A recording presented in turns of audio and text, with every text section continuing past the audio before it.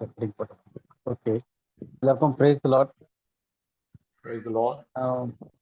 Okay, நம்ம last week வந்து பார்க்க ஆரம்பிச்சது வந்து கர்த்தராகிய இயேசு கிறிஸ்து மகிமைப்படுத்தப்பட்ட பிறகு பவுல் கிட்ட பேசினார்னா அதுக்கு முந்தின வாரம் பார்த்தோம். போன வாரம் என்ன பார்த்தோம்னா எதுக்காக பேசினார், ஏன் பேசினார் அப்படின்னு சொல்லிட்டு பார்க்க ஆரம்பிச்சோம். அதுல முதல் ரீசன் நம்ம பார்த்தது வந்து புறஜாதிகளை வந்து அவருடைய அந்த தேவனுடைய திட்டத்திற்குள்ளாக கொண்டு வர்றதுக்கு, புறஜாதிகளை உள்ள கொண்டு வர்றதுக்கு வாய்ப்பு அமைக்கிறதுக்காக பண்ணாரு. ஏன் அப்படின்னா இயேசு கிறிஸ்து இந்த பூமிக்குரிய ஊழியத்துல வந்த போது அவர் வந்து நியாயப்பிரமாணத்திற்கு உட்பட்டு வந்தார்.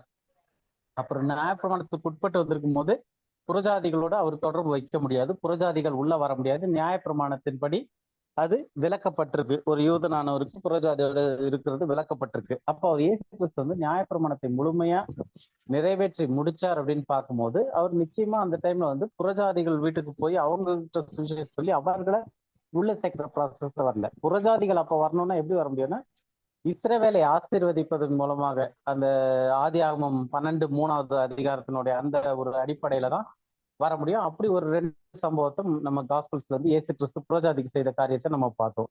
ஸோ அப்போ புறஜாதிகள் மொத்தமா உள்ள வரணும் அப்படின்னும் போது நியாயப்பிரமாணம் வந்து அங்க முடிக்கணும். அப்ப இயேசு கிறிஸ்து வந்து நியாயப்பிரமாணத்தை நிறைவேற்றி புறஜாதிகளை உள்ள கொண்டு வர்றதுக்கு வழிவகுத்தார் அப்படின்னு பார்த்தோம். இப்ப புறஜாதிகள் உள்ள வரும்போது தேவனுடைய திட்டத்துல 2 காரியங்கள் இருக்கு அப்படின்றத பார்த்தோம். ஸோ அதுக்கு முன்னாடி இயேசு கிறிஸ்து தான் வந்து நியாயப்பிரமாணத்தின் இறுதியா இருக்கிறாரு. நியாயப்பிரமாணம் அவருடைய இதன் மூலமா முடியுது. பிரதர், உங்க மைக் ரொம்ப இதாகிட்டு இருக்கு பிரதர். காத்து நான் இது பண்ணிடுறேன் brother. ஏன்னா பயங்கர காத்து அடிக்குதுங்க. நான் மியூட் காத்தனுடைய பண்ணிடுறேன். சவுண்ட் ரொம்ப இது. Okay, right. இப்ப கிளியரா நல்ல காத்து போல இருக்கு பிரதர் ஏரியால. இவ்வளவு சவுண்ட் வந்துச்சு. ஸோ இதுல என்ன பார்த்தோம் அப்படின்னா இயேசு கிறிஸ்து வந்து நியாயப்பிரமாணத்தின் முடிவா இருக்கிறாரு. அவர் நியாயப்பிரமாணத்தை நிறைவேற்ற வந்தாரு, சிலுவையில் ஆணி அடிச்சு நிறைவேற்றுறாருன்னு பார்த்தோம். அதே மாதிரி அவர் தான் இயேசு கிறிஸ்து தான் நியாயப்பிரமாணத்தின் முடிவா இருக்காரு. அப்ப முடிவு பண்ண பிறகு இப்ப நியாயப்பிரமாணம் கண்டினியூ ஆகலன்னு பார்த்தோம். அப்ப நியாயப்பிரமாணம் இப்ப இல்லாத போது என்ன ஒரு அட்வான்டேஜ் அப்படின்னு பார்த்தோம்னா, முதலாவது நியாயப்பிரமாணம் புறஜாதிகளுக்கு கொடுக்கப்படவே இல்லை. அது கொடுக்கப்பட்டது இஸ்ரவேல் ஜனங்களுக்கு, அது கடைபிடிச்சு. அதுவும் வந்து இயேசு கிறிஸ்து சிலுவையில முடிச்சு வச்சிட்டாரு. அப்ப அது முடிச்சனால நியாயப்பிரமாணத்தினால வந்த அந்த பிரிவினையாக நடுச்சுவர், மிடில் வால் ஆஃப் பார்ட்டிஷன் அப்படின்றத வந்து இயேசு கிறிஸ்து தன்னுடைய பகையாக நின்றதை வந்து தன்னுடைய மாம்சத்தில சிலுவையினாலே வெற்றி சிறந்து அதை கொன்று 2 பேரையும் ஒரே இதா மாத்திட்டாரு. இருதரத்தாரையும் ஒன்றாய் மாத்திருக்காரு. விருத்த சேதனம் உள்ளவர்கள், விருத்த சேதனம் இல்லாதவர்கள் 2 பேரையும் ஒன்னாக்கிட்டாருன்னு பார்த்தோம். ஸோ அப்ப இந்த இதுல இதுதான் வந்து இயேசு கிறிஸ்து மரித்தது உயிர்த்ததுனால வரக்கூடிய நன்மைகள்ல வந்து ஒரு விஷயம் என்னன்னா, புறஜாதிகள் உள்ள வரலாம். ஏன்னா நியாயப்பிரமாணம் சிலுவையோட முடிஞ்சிருச்சு. அப்ப நியாயப்பிரமாணத்தின் அடிப்படையில் புறஜாதிகள் வர முடியாதுன்னு மாற்றி இப்ப புறஜாதிகள் உள்ள வரலாம். புறஜாதிகள் உள்ள வரும்போது தேவன் வந்து 2 ப்ரோக்ராம் மூலமா, 2 திட்டங்கள் மூலமா புறஜாதிகள் உள்ள வராங்க. அப்ப யூதர்கள் ஏற்கனவே இருக்காங்க, புறஜாதிகள் வராங்க. இந்த இதுல தேவன் 2 திட்டம் வச்சிருக்காருன்னு பார்த்தோம். ஒண்ணு வந்து தீர்க்க தரிசனத்தின் அடிப்படையிலான திட்டம், இன்னொன்னு வந்து ரகசியத்தின் அடிப்படையிலான திட்டம். ஸோ தீர்க்க தரிசனத்தின் அடிப்படையிலான திட்டத்துல வந்து நம்ம சில காரியங்கள் பார்த்தோம். அதுல வந்து எல்லா தீர்க்க தரிசன வாயிலாகவும் உரைத்து வந்தபடி அது நிறைவேறுதுன்னு சொல்லிட்டு ஆரம்பம் முதல் என்னெல்லாம் ஒரு தேசத்தை தருவேன், ஒரு ராஜ்யத்தை தருவேன், என்றென்றைக்கும் இருக்க ராஜ்யம் இருக்கும், உங்கள் மூலமா மற்றவங்களாம் ஆசீர்வதிக்கப்படுவாங்க. இந்த காரியங்கள் மொத்தமே வந்து தீர்க்க தரிசன அடிப்படையில தீர்க்க தரிசன திட்டத்தின் கீழ் சொல்லப்பட்டு வந்துச்சு. அந்த திட்டத்திலையும் ஒரு யூதனா இல்லாதவர்கள், ஒரு இஸ்ரவேலா இல்லாத ஒரு புறஜாதி யூதரை பார்த்து அவர்களுடைய வந்து ஸ்கர்ட்ஸை பிடிச்சிக்கிட்டு, அவங்களுடைய ட்ரெஸ்ஸினுடைய தமிழ்ல வந்து தொங்கல் இருக்கும், அந்த தொங்கலை பிடிச்சிக்கிட்டே போய் எங்களுக்கும் சொல்லி கொடுங்கன்னு போய் அவங்க எல்லாருமே ஒன்னா இருப்பாங்க, அவங்க கிட்ட சொல்லி தருவாங்கன்னுலாம் இருக்கு.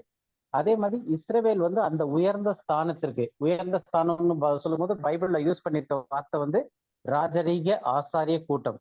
அப்ப ராஜரீகம்ன்றது வந்து அரசாங்கம், ஆசாரியன்றது வந்து பிளஸ்ஸிங்ஸ் கொடுக்கறது, வாங்கி கொடுக்கறது. அப்ப மக்களை ஆள்றதும் சரி, மக்களை ஆசீர்வதிக்கிறதுக்கும் சரி, ஒரு channel of blessing, channel of ruling, அந்த மாதிரியான ஒரு ஸ்தானத்துக்கு இஸ்ரவேல் உயர்த்தப்படும். அதுதான் வந்து வாக்குத்தத்தம், ராஜரீக ஆசாரிய கூட்டம். அந்த கூட்டத்துல அவங்க வரும்போது அப்போ மீதி இருக்கிற புறஜாதிகள் அவர்கள் மூலமாக ஆசீர்வதிக்கப்படுவார்கள் இந்த பூமியில 1000 வருஷ அரசாட்சியில. அதுலயும் வந்து புறஜாதிகள் வரப்போறாங்க. அந்த திட்டத்தின் அடிப்படையில. இது வந்து தீர்க்க தரிசனத்தின் அடிப்படையிலான திட்டம்னு பார்த்தோம். அடுத்தது ரகசியத்தின் அடிப்படையிலான ஒரு திட்டம். அப்ப ரகசியம் போது இது வரைக்கும் சொல்லி வரல அப்படின்னு சொல்லிட்டு பவுல் வந்து நிறைய இடத்துல எனக்கு கையளிக்கப்பட்டிருக்கு. அது பின்னாடி பவுலுடைய இதெல்லாம் படிக்கும் போது நம்ம அதை படிப்போம். அதுல வந்து பவுல் வந்து இந்த ரகசியம் இது வரைக்கும் வெளிப்படுத்தப்படவில்லை அப்படின்னு சொல்லிட்டு அது ஒரு வசனத்துல எபேசியர் 3:11 பார்த்தோம். அது எங்க இருக்கு அப்படின்னா தேவனுக்குள் மறைந்திருந்தது. அப்ப அந்த ரகசியத்தை வந்து பழைய ஏற்பாட்டுக்குள்ள மறைச்சு வச்சு இல்லை. இன்னைக்கு நிறைய பேர் சொல்றது வந்து புதிய ஏற்பாடு வந்து பழைய ஏற்பாட்டுடைய வெளிப்பாடும், பழைய ஏற்பாடு வந்து புதிய ஏற்பாட்டை உள்ளடக்கியது அப்படின்வாங்க. அது வந்து தீர்க்க தரிசனத்தின் அடிப்படையிலான ப்ரோக்ராமுக்கு மட்டும்தான். தீர்க்க தரிசனத்தின் அடிப்படையில என்னெல்லாம் பழைய ஏற்பாட்டில் சொல்லி வந்துச்சோ அது புதிய ஏற்பாட்டுல வெளிப்படுத்தப்பட்டுச்சு. புதிய ஏற்பாட்டுல என்னெல்லாம் வெளியாக்கப்பட்டிருக்கோ அது பழைய ஏற்பாட்டுல மறைபொருளா சொல்லப்பட்டிருந்துச்சு. இது வந்து தீர்க்க தரிசனத்தின் அடிப்படையிலான திட்டத்துல மட்டும்தான் இது நடக்குது. ரகசியம் அப்படின்ற அடிப்படையிலான திட்டத்துல வந்து அது எங்க மறைக்க வைக்கப்பட்டிருந்துச்சு அப்படின்னு பார்த்தோம்னா அது வந்து தேவனுக்குள் மறைக்க வைக்கப்பட்டிருந்துச்சு அப்படின்னு பார்த்தோம். அந்த ஒரு வசனத்தை மட்டும் திரும்ப வாசித்தரலாம். எபேசியர் 3:11.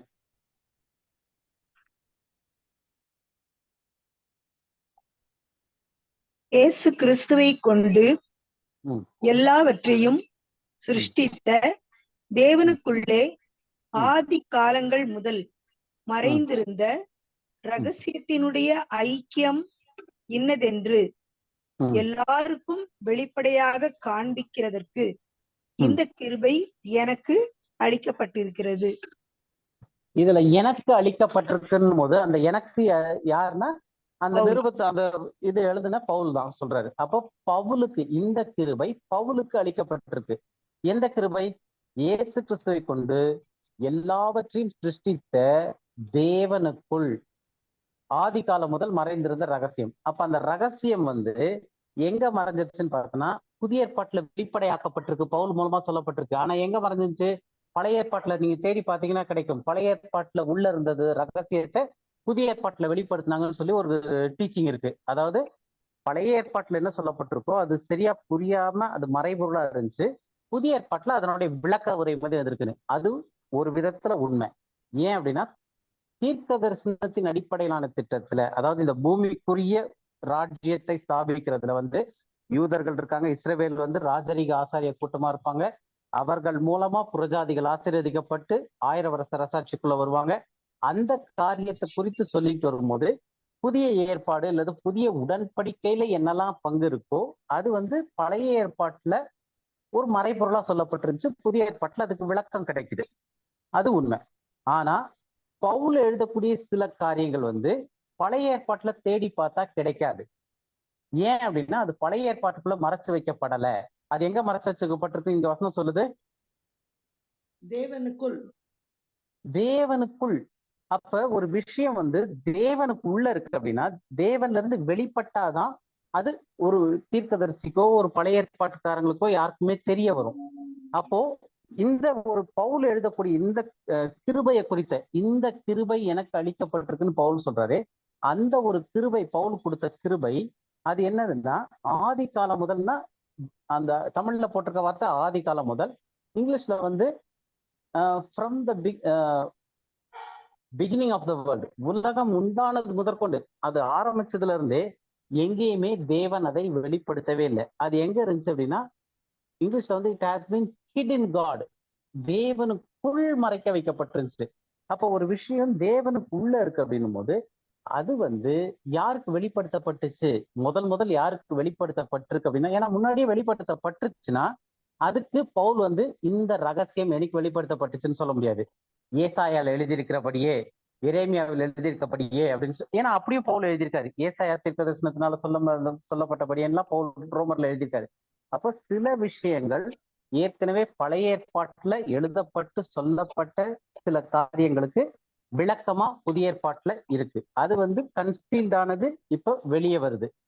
மறைச்சு வச்சிருந்தது பழைய ஏற்பாட்டுல மறைச்சு வச்சிருந்தது புதிய ஏற்பாட்டுல வெளியே வருது. அப்படி பழைய ஏற்பாட்டுல ஒரு விஷயம் இருந்து அது மறைக்க வைக்கப்பட்டிருந்து புதிய ஏற்பாட்டுல அது வெளிப்படுத்தப்படுது அப்படின்னா அது வந்து மிஸ்ட்ரி ப்ரோக்ராம் கிடையாது. அது தீர்க்க தரிசனத்தின் அடிப்படையிலான திட்டத்தின் கீழ் வர்றது. அது வந்து சிறுமந்தைக்கு இருக்கு. இந்த 1000 வருஷ ராஜ்யத்தை சுதந்திரிக்க போறவங்களுக்கு அது அளிக்கப்பட்டிருக்கு.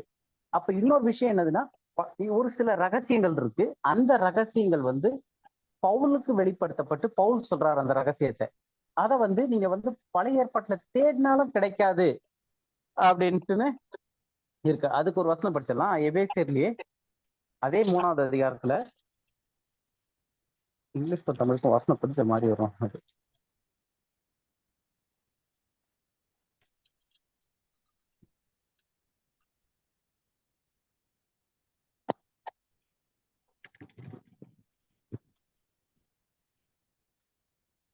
எட்டாவது வசனம் படி. பரிசுத்தவான்கள் எல்லாரிலும் ம். சிறியவனாகிய நான் ம். இயேசு கிறிஸ்துவினுடைய அளவற்ற ஐஸ்வர்யத்தை. ஓகே, இதுல தமிழ்ல வந்து மொழிபெயர்ப்புல வந்து அளவற்ற ஐஸ்வர்யத்தை இருக்கு. முடியாத ஐஸ்வர்யத்தை. அந்த அளவற்ற ஐஸ்வர்யம்ன்றதுல வந்து என்ன கரெக்டான பதம்னா தேட முடியாத, அன்சர்ச்சபிள். அதை விட சொல்லணும்னா அன்ட்ரேசபிள். அதனுடைய அடிச்சுவிட கூட கண்டுபிடிக்க முடியாது, அதுல பின்னோக்கி போகவே முடியாது.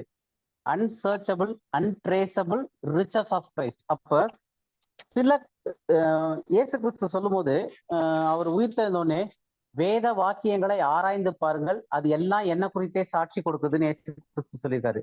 அப்ப பழைய ஏற்பாட்டுல இயேசு கிறிஸ்து குறித்தே தான் மொத்த காரியங்களும் போக்கஸ் வந்து இயேசு கிறிஸ்து குறித்து தான் வந்திருக்கு. பழைய ஏற்பாட்டுல படிச்சுட்டு வந்தோம்னாலே இயேசு கிறிஸ்துவ பத்தின விஷயங்கள் எல்லாமே வெளியரங்கமா இருக்கு. அப்போ இயேசு கிறிஸ்து வந்து என்னை குறித்தே எல்லா தீர்க்க தரிசனங்களும் எல்லா இதுவும் சாட்சி கொடுக்கிறது அப்படின்னு சொல்லிட்டு பழைய ஏற்பாட்டை படிச்சு பார்க்க சொல்றாரு, இயேசு கிறிஸ்துவ பத்தி தெரிஞ்சுக்கிறதுக்கு. அப்ப அந்த இயேசு கிறிஸ்துவை பத்தி தெரிஞ்சுக்கிறது என்ன வருது அப்படின்னா, தீர்க்க தரிசன அடிப்படையில 1000 வருஷ ராஜ்யத்துக்கு ராஜாவா போகக்கூடிய இயேசு கிறிஸ்துவை குறித்து பழைய ஏற்பாட்டுல இருந்து சொல்லப்பட்டு வந்துச்சு. அதை நீங்க படிச்சு பாத்தீங்கன்னா நான் யாருன்றது புரியும். நான் தான் மேசியா, அபிஷேகம் பண்ணப்பட்ட ராஜா அப்படின்றது இயேசு வெளிக்காட்டுறாங்க. அது வந்து தேடக்கூடிய இயேசு கிறிஸ்துவனுடைய ரிச்சஸ். அந்த தமிழ்ல என்ன வார்த்தை இருக்கு? ஐஸ்வர்யம். ஐஸ்வர்யம். அந்த தேடக்கூடிய ஐஸ்வர்யம் வந்து இயேசு கிறிஸ்து யார் என்பது, ராஜாவா இருக்கிறது என்பது. ஆனா இங்க வந்து பவுல் எழுதும்போது அன்சர்ச்சபிள், அளவற்ற கிடையாது, தேட முடியாத, ட்ரேஸ் பண்ண முடியாத இயேசு கிறிஸ்துவனுடைய ஐஸ்வர்யங்கள்.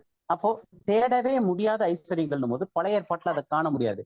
அதை தான் வந்து நம்ம இதுல பார்த்தோம், ரோமர் 16:25 அன்னைக்கே படிச்சோம். அதுல வந்து இயேசு கிறிஸ்துவை எப்படி பிரசங்கிக்கிறார்னா அந்த ரகசியத்தை குறித்து பிரசங்கிக்கிறார் பவுல். இப்ப அந்த வித்தியாசம் புரிய வருதா உங்களுக்கு? நான் சொல்லிக்கிட்டு வர்ற வித்தியாசம், அதாவது பழைய ஏற்பாட்டுல நிறைய காரியங்கள் இயேசு கிறிஸ்துவை குறித்து சொன்னது, அவருடைய ராஜ்யத்தை குறித்து, அவர் ராஜாவா வரப்போறார், மேசியாவா வரப்போறாரு, இஸ்ரவேலை தாவீதின் சிங்காசனத்தில் ஆழ்வார், அவ்வளவு காரியங்களும் பழைய ஏற்பாட்டுல இருந்து சொல்லப்பட்டு இயேசு கிறிஸ்துவும் அதுக்கு சாட்சியா என்னை குறித்து அவை சாட்சி கொடுக்கறது, நீங்க அதை திருப்பி பாத்தீங்கன்னா என்னை பத்தி தெரியும்னு சொல்லி உயிர்த்தெழுந்த பிறகு சொல்லி அந்த காரியங்கள் வருது. அதனுடைய வெளிப்படையான ஒரு அர்த்தங்கள் எல்லாமே வந்து புதிய ஏற்பாட்டுல கிடைக்குது. அப்ப இதெல்லாம் படிக்கும் போது ஒரு விஷயம் பழைய ஏற்பாட்டுல சொல்லப்பட்டு இயேசு கிறிஸ்துவும் சொல்லி அதனுடைய விளக்கம் புதிய ஏற்பாட்டு நிருபங்கள்லயும் கிடைக்கும் போது இது மொத்தமே எதனுடைய அடிப்படையில வருதுன்னா ப்ராஃபசி திட்டத்தின் கீழே, தீர்க்க தரிசன திட்டத்தின் கீழே வருது. அதனுடைய லட்சியம் எங்க, அதனுடைய கோல் எங்க போய், இலக்கு எங்க எடுத்துட்டு போய் சேர்க்கும் அப்படின்னா 1000 வருஷ அரசாட்சியில. அதுல யார் பங்கு பெற போறதுன்னா சிறுமந்தையும் அதோட சேர்ந்த புறஜாதிகளும் பங்கு பெற போறாங்க. சிறுமந்தை எப்படி இருப்பாங்க அப்படின்னும் போது ராஜரீக ஆசாரிய கூட்டமா இருப்பாங்க அவங்க.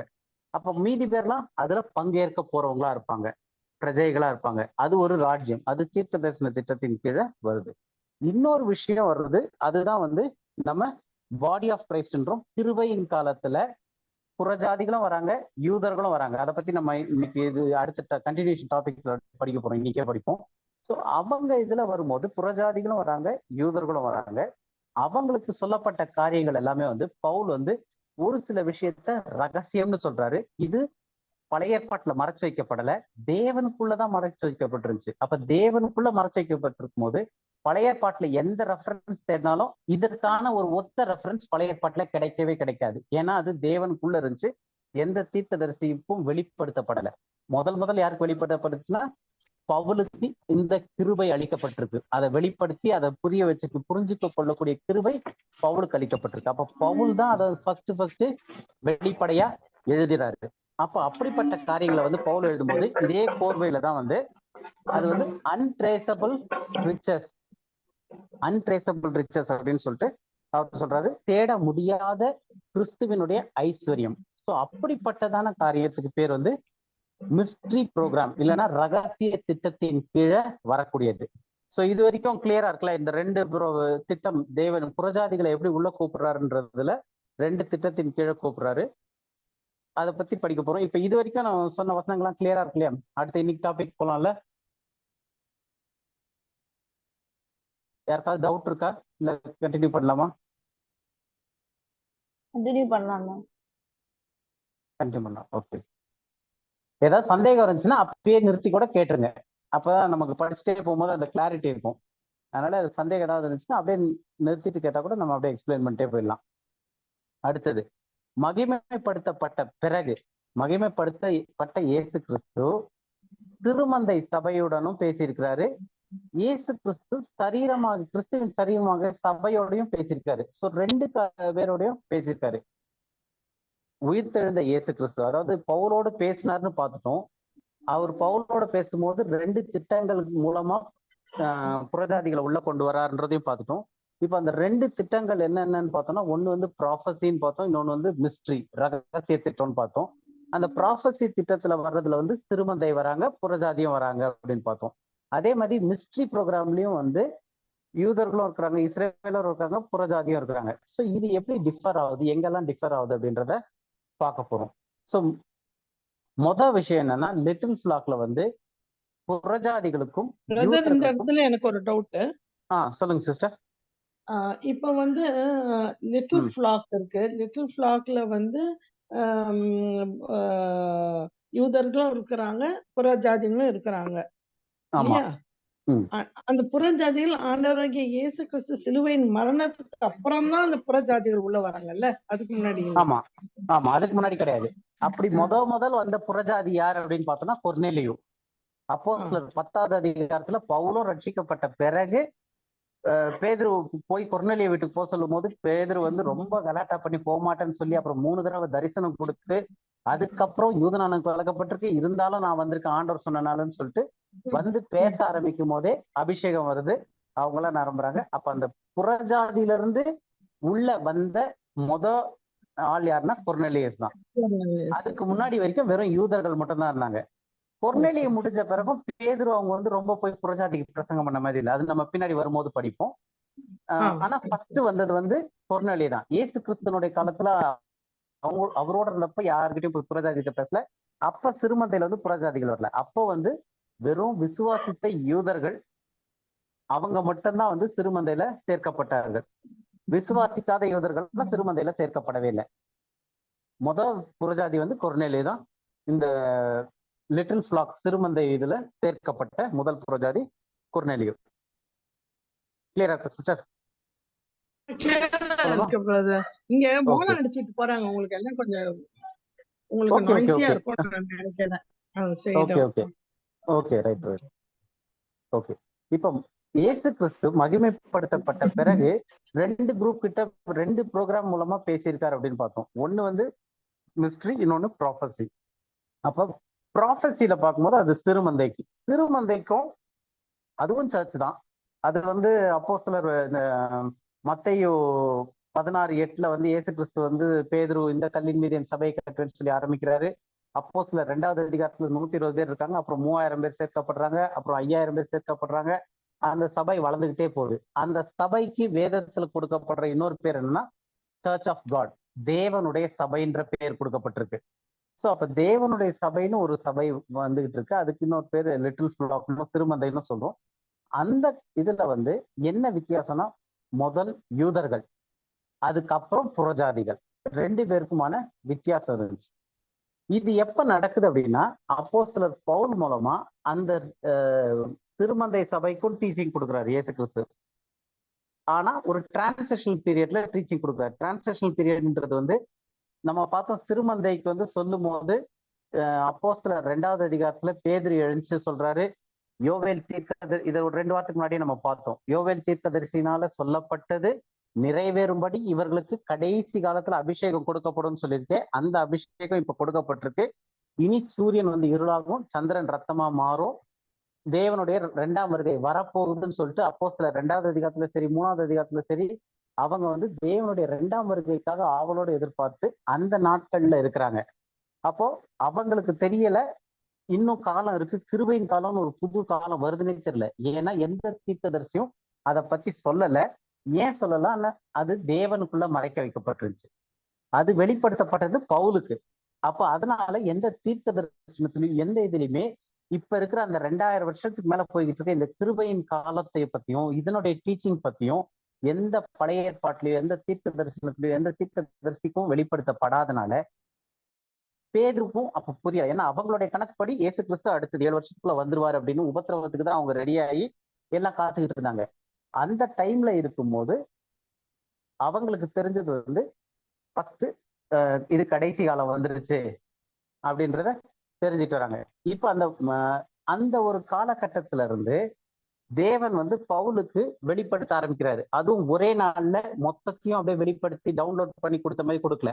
அவருக்கு ப்ரொக்ரஸிவா படிப்படியா கொஞ்சம் கொஞ்சமா அவருக்கு தேவன் வெளிப்படுத்திக்கிட்டு வர்றாரு. அப்ப பவுல் வந்து ஒரு நிருபத்தை எழுதும் போது கொஞ்சம் கொஞ்சமா அவருக்கு வெளிப்படுத்திட்டே வர்றாரு இந்த மிஸ்ட்ரி ப்ரோக்ராமை பத்தி. எது, இந்த கிருபையின் காலத்தை பத்தி தேவன் வந்து பவுல் கொஞ்சமா வெளிப்படுத்தி வர்றாரு. அப்போ அந்த சிறுமந்தைன்ற காலம் வந்து அப்படியே முடிஞ்சுக்கிட்டு வருது. ஏன்னா 7 வருஷம் ஆகியும் இன்னும் ஏசு கிறிஸ்து வரல, அது அப்படியே இழுத்துக்கிட்டு போற மாதிரி இருக்கு, அப்படியே முடிஞ்சுக்கிட்டே வர்ற மாதிரி ஸ்டேஜ்ல வந்துட்டு இருக்கு. இந்த பக்கம் பவுலுக்கு கிருபையை பத்தி கொஞ்சம் கொஞ்சமா சொல்லிக்கிட்டே வர்றாரு. இந்த ரெண்டும் ஒரு எக்ஸ் மாதிரி ஒண்ணு இறங்கிக்கிட்டே வருது. பேதுரு பண்ணி அந்த அப்போஸ்தலர் 2ல அவங்க எதிர்பார்த்துக்கிட்டு இருந்த அந்த 2ஆம் வருகை வராம அப்படியே கொஞ்சம் கொஞ்சமா தேஞ்சுக்கிட்டே வருது, அந்த டைம் இழுத்துக்கிட்டே வருது. இந்த பக்கம் பவுல் வந்து சபையை குறித்து கிருபையின் காலத்தினுடைய இயேசு கிறிஸ்துவின் சரீரமாகிய சபையை குறித்ததான டீச்சிங் அவருக்கு கொஞ்சம் கொஞ்சமா கிடைக்க ஆரம்பித்து அதை அப்படியே போதிச்சுட்டே வர்றாரு. அப்ப இது ரெண்டும் ஒண்ணுக்கு ஒண்ணு இன்டர்செக்ட் பண்ணி ஒரு எக்ஸ் மாதிரி ஒரு பக்கம் வளர்ந்துகிட்டே போகுது பவுலனுடைய மினிஸ்ட்ரி, இன்னொரு பக்கம் பேதுருவனுடைய இது வந்து அப்படியே குறைஞ்சுக்கிட்டே வர ஆரம்பிக்குது. இந்த காலகட்டத்துக்கு பேர் வந்து மாறுபாட்டின் காலம்னு சொல்லலாம். ஒரு இதுல இருந்து இன்னொரு இதுக்கு மாறுது. இங்கிலீஷ்ல வந்து டிரான்சிஷனல் பீரியட்னு சொல்றாங்க. அப்ப இந்த டிரான்சிஷனல் பீரியட்ல எழுதப்பட்ட புத்தகம் தான் அப்போஸ்தலர் நடவடிக்கைகள். ஒரு எழில் வந்து இன்னொரு இதுக்கு எப்படி மாறுச்சு அப்படின்றத புரிஞ்சுக்கணும்னா அப்போஸ்தலர் நடவடிக்கை ஃபுல்லா படிச்சா போதும். இதுல பார்த்தோம் அப்படின்னா அப்போஸ்தலர் 15வது பவுல் ரட்சிக்கப்பட்ட பிறகே கொஞ்சம் கம்மியாயிரும் பேதுருனுடைய இது. அதுக்கப்புறம் 10வது அதிகாரத்துல கொர்நேலிய வீட்டுக்கு போறதுக்கு ஃபர்ஸ்ட் அந்த லிட்டில் ஃபிளாக்ல கொர்நேலிய சேர்றாரு. அதனால பேதுருவை வச்சு கொர்நேலிய வீட்டுக்கு போறது அந்த சம்பவம் இருக்கும். அதுக்கப்புறம் 13ல இருந்து மறுபடியும் பவுலோட இது ஆரம்பிக்கும். கொஞ்சம் கொஞ்சமா வந்து பவுலுடைய ஊழியத்துல இருக்கக்கூடிய ஒரு சில சிக்கல்களை தீர்த்து வைக்கிறதுக்கு அப்போஸ்தலர் 15வது அதிகாரத்துல ஒரு எருசலேம் கவுன்சில் மாதிரி கூட்டுவாங்க. அப்ப அந்த கவுன்சில்ல வரும்போது பேதுரு வராரு, எல்லாம் வராங்க. ஆனா அந்த கவுன்சில்ல ஒரு தீர்மானம் முடிச்சதுக்கு அப்புறம் அப்போஸ்தலர் 15க்கு அப்புறம் பேதுருனுடைய ஊழியம் எங்கேயுமே குறிப்பிடப்படாது. அது அப்படியே ஃபுல்லா முடிஞ்சு போய் பவுலுடைய ஊழியத்தை பத்தி தான் அவர் எங்க போறாரு என்ன பண்றாருன்னு சொல்லிட்டே வரும். அப்ப ஒரு டிரான்சாக்ஷன் ஒரு இதுல இருந்து இன்னொரு இதற்கான மாறுபாட்டான புத்தகம், மாறுற அந்த எக்ஸ்பிளனேஷன் சொல்ற புத்தகம் தான் அப்போஸ்தலர் நடவடிக்கைகள்.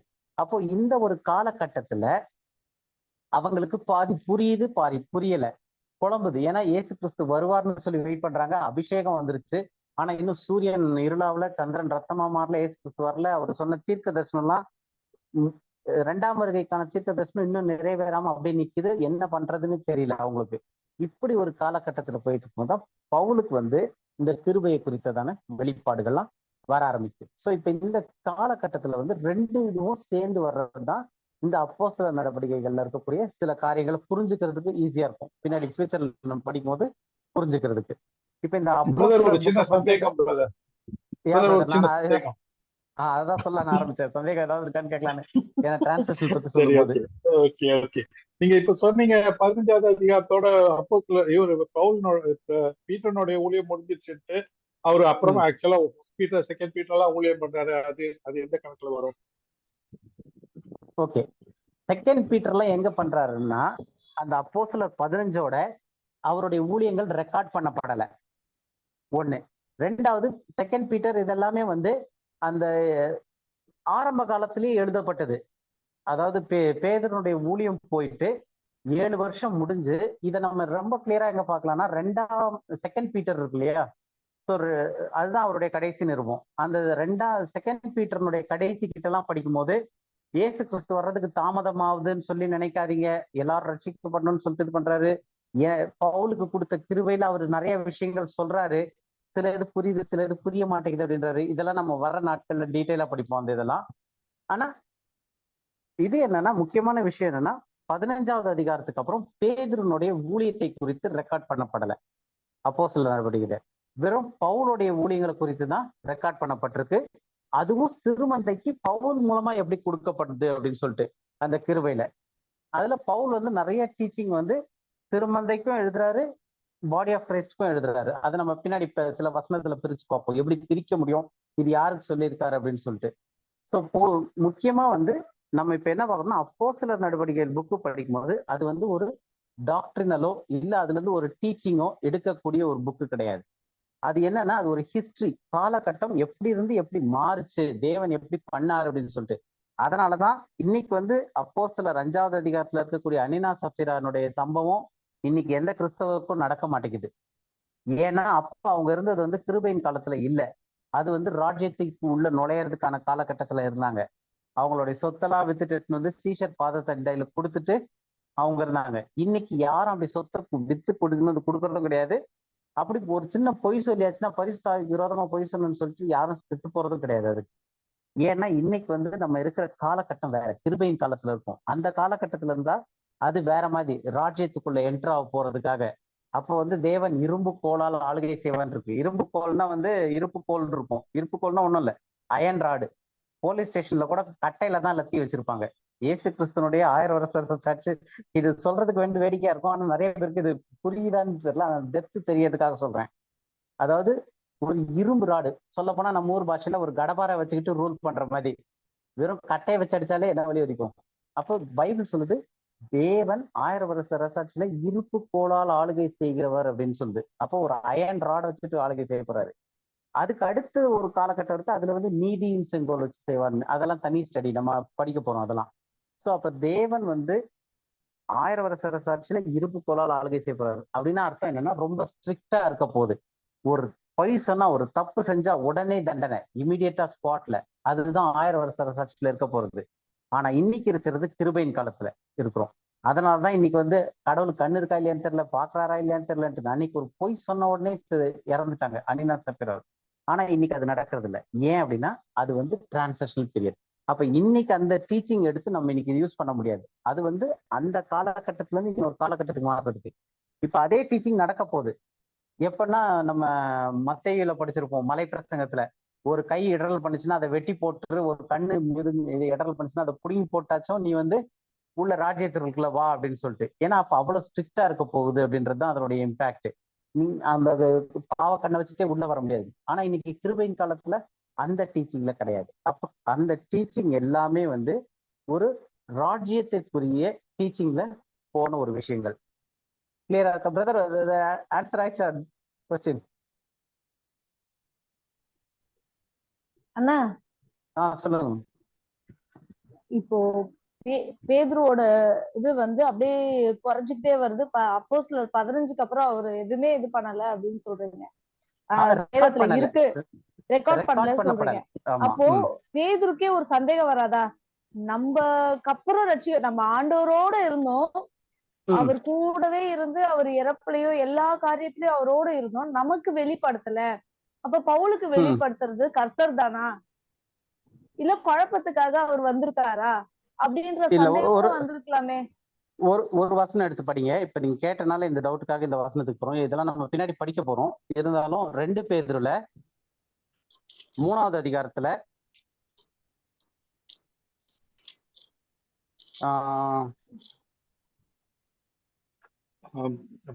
பவுல் பேசுறதுமே புரிய மாட்டேங்குது.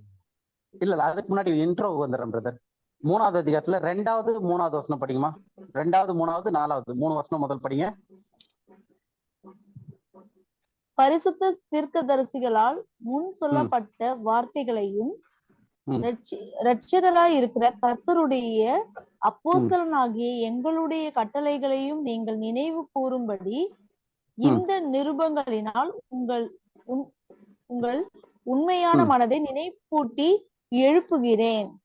முதலாவது நீங்கள் அறிய வேண்டியது என்னவெனில், கடைசி நாட்களில் பரிகாசக்காரர் வந்து தங்கள் சுய இச்சையின்படியே நடந்து அவர் வருவார் என்று சொல்லுகிற வாக்குத்தத்தம் எங்கே?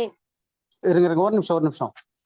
பரியாசக்காரர் வந்து அவர் வருவார்னு சொன்ன வாக்குத்தத்தம் எங்கேன்னு சொல்லிட்டு பரியாசம் பண்ணுவாங்கன்ட்டுன்னு அதை ஏன் எழுதுறாருன்னா, அங்க 7 வருஷத்துல அவர் வரப்போறாருன்னு சொல்லி இவங்க ஆணித்தனமா பிரசங்கிச்சுக்கிட்டு வராங்க. ஏன்னா இவங்க இயேசு கிறிஸ்துவனுடைய உயிர்த்தெழுதல கண்ணார கண்டவங்க, அவரை கண்ணார கண்டு அவர் பரமேறி போறத பார்த்தவங்க, முழு நம்பிக்கையோட விசுவாசத்தவங்க. அதனால அவங்களுக்கு நிச்சயமா தெரியும் எப்படி போறாரோ அப்படியே வரப்போறாருன்னு சொல்லிட்டு.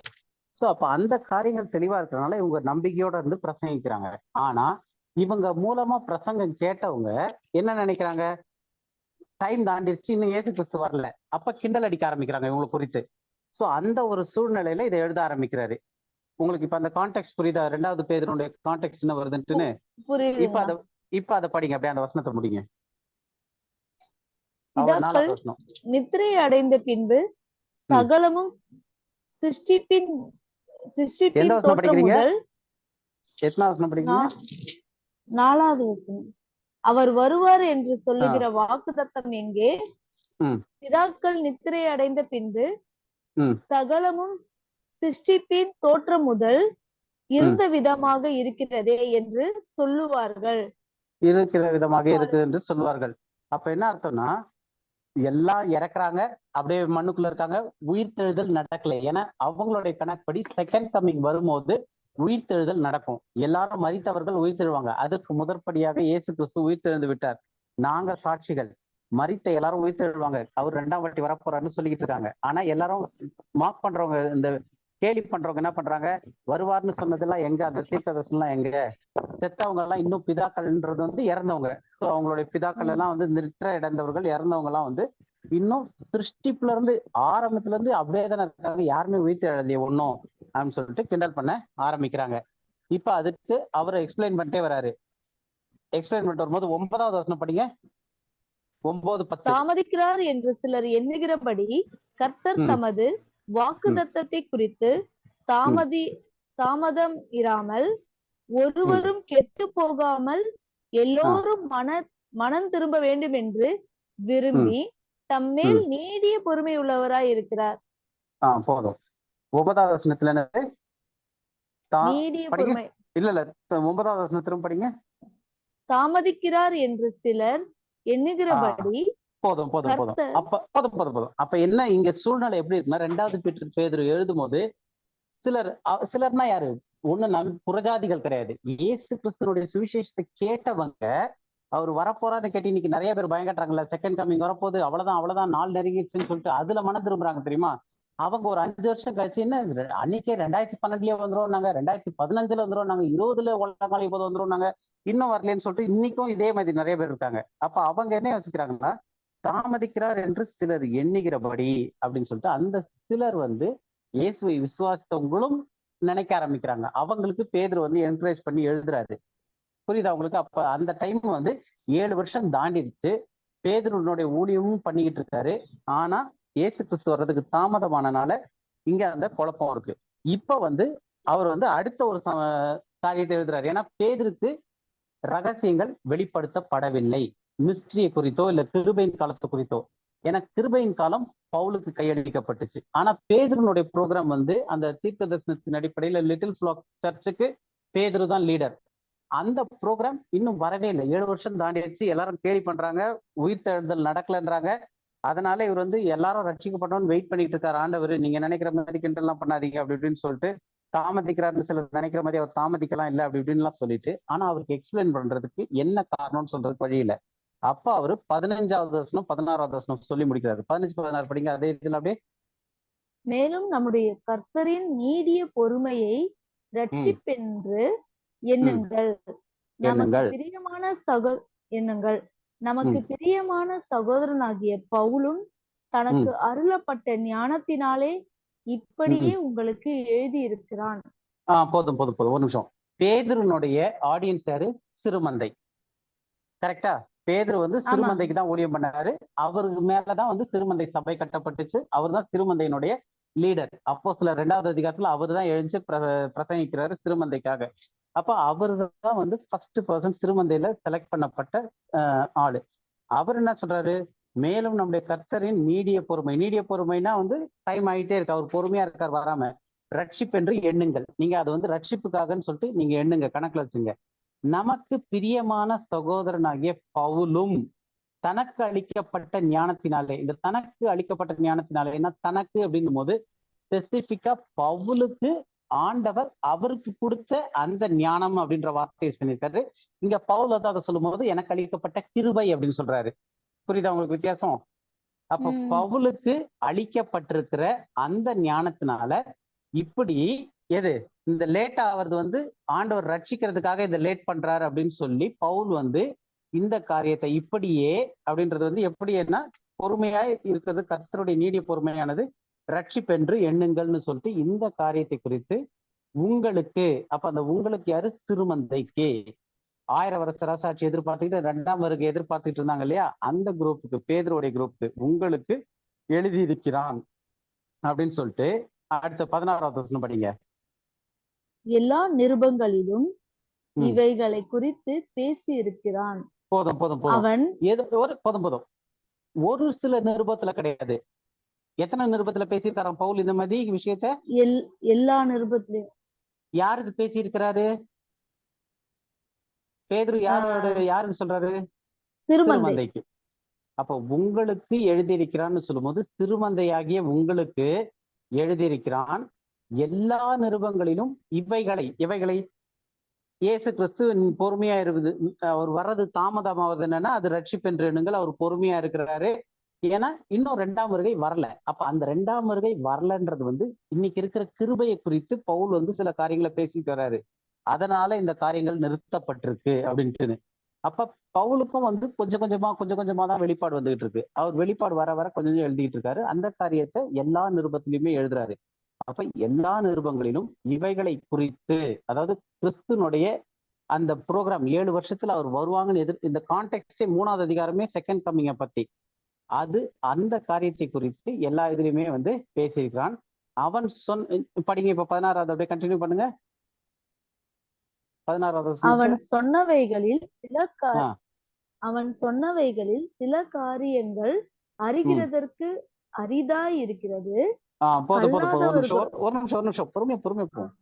அவன் அப்படின்றது யாரு? பவுல சொல்றாரு, பேதுரு. ஏன்னா கான்டெக்ட்ல வந்து பவுல் தனக்கு அளிக்கப்பட்ட ஞானத்தினாலே இப்படி உங்களுக்கு எழுதியிருக்கிறான், எல்லா நிருபங்களிலும் இவைகளை குறித்து பேசியிருக்கிறான். அவன் சொன்னவைகளில், யாரு? பவுல் சொன்னவைகளில் சில காரியங்கள், அதாவது எல்லா காரியமும் அவங்களுக்கு புரியுது, பவுல் சொன்னதெல்லாம் புரியுது, ஆனா அதுல சில காரியங்கள் அறிகிறதற்கு அரிதா இருக்கிறது, மண்டையை பிச்சுக்கிற மாதிரி இருக்கு, புரியலன்றதுதான் இந்த அரிதா இருக்கிறதுன்றது அர்த்தம். அப்ப ஏன் அவங்களுக்கு அரிதா இருக்கு அப்படின்றத நம்ம பின்னாடி இப்ப ரைட் டிவிஷன்ல இன்னும் ஒரு 2-3 வாரம் கழிச்சு இதை டீட்டெயிலா படிப்போம். அப்போ ஏன் அரிதா இருக்கு, எதனால அரிதா இருக்கு அப்படின்னு. ஆனா இங்க வந்து நம்ம இப்ப புரிஞ்சுக்கிறது என்ன, பேதுருவுக்கே அவர் சொல்லும் போது பவுல் சொல்ற சில காரியங்கள் அறிகிறதுக்கு, அறிகிறதா தெரிஞ்சுக்கிறதுக்கு, அதை புரிஞ்சுக்கிறதுக்கு அரிதா இருக்கு, கஷ்டமா இருக்கு, புரிஞ்சுக்க முடியல. அவங்களால புரிஞ்சுக்க முடியலன்னா நம்ம சொல்றோம் தெரியுமா, இதெல்லாம் பார்த்தா வசனத்துல இருக்கதான் செய்யுது, ஆனா கொஞ்சம் இது உள்வாங்கி டைஜஸ்ட் பண்ணோம்னா கொஞ்சம் டைம் எடுக்கும் அப்படின்னு நம்ம சொல்றோம் இல்லையா. நம்ம பைபிள் ஸ்டடியில சில காரியங்கள் புதுசா நம்ம கேட்கும் போது, ஆமா வசனத்துல இருக்கு, ஆனா இவ்வளவு நாள் நினைச்சிட்டு இருந்தது வேற மாதிரி இருக்கு, இப்ப இப்படி இருக்குன்னு போது நமக்கு ஒரு ஷாக் வருது, ஒரு புரிதலுக்கு கஷ்டமா இருக்கு, அதை ஏற்றுக்கொள்றது கஷ்டமா இருக்கு. அதுதான் இங்க பவுல் சொல்றாரு, அறிகிறதற்கு அரிதா இருக்கிறது அப்படின்னு சொல்லிட்டு. ஆனா அது புரியல, பவுல் சொல்ற எல்லா காரியத்திலையும் எழுதியிருக்காரு, அதுல சில காரியம் புரிய மாட்டேங்குது அப்படின்னு சொல்லிட்டு கல்லாதவர்களும், படிங்க அப்படியே அதை, கல்லாதவர்களும் உறுதி இல்லாதவர்களும் மற்ற வேத வாக்கியங்களை புரட்டுகிறது போல தங்களுக்கு கேடு வரத்தக்கதாக இவைகளை புரட்டுகிறார்கள். போதும். எவைகளைனா பவுல் எழுதின நிருபங்களை மற்றவர்கள் தங்களுக்கு கேடு உண்டாகத்தக்கதாக புரட்டுகிறார்கள்.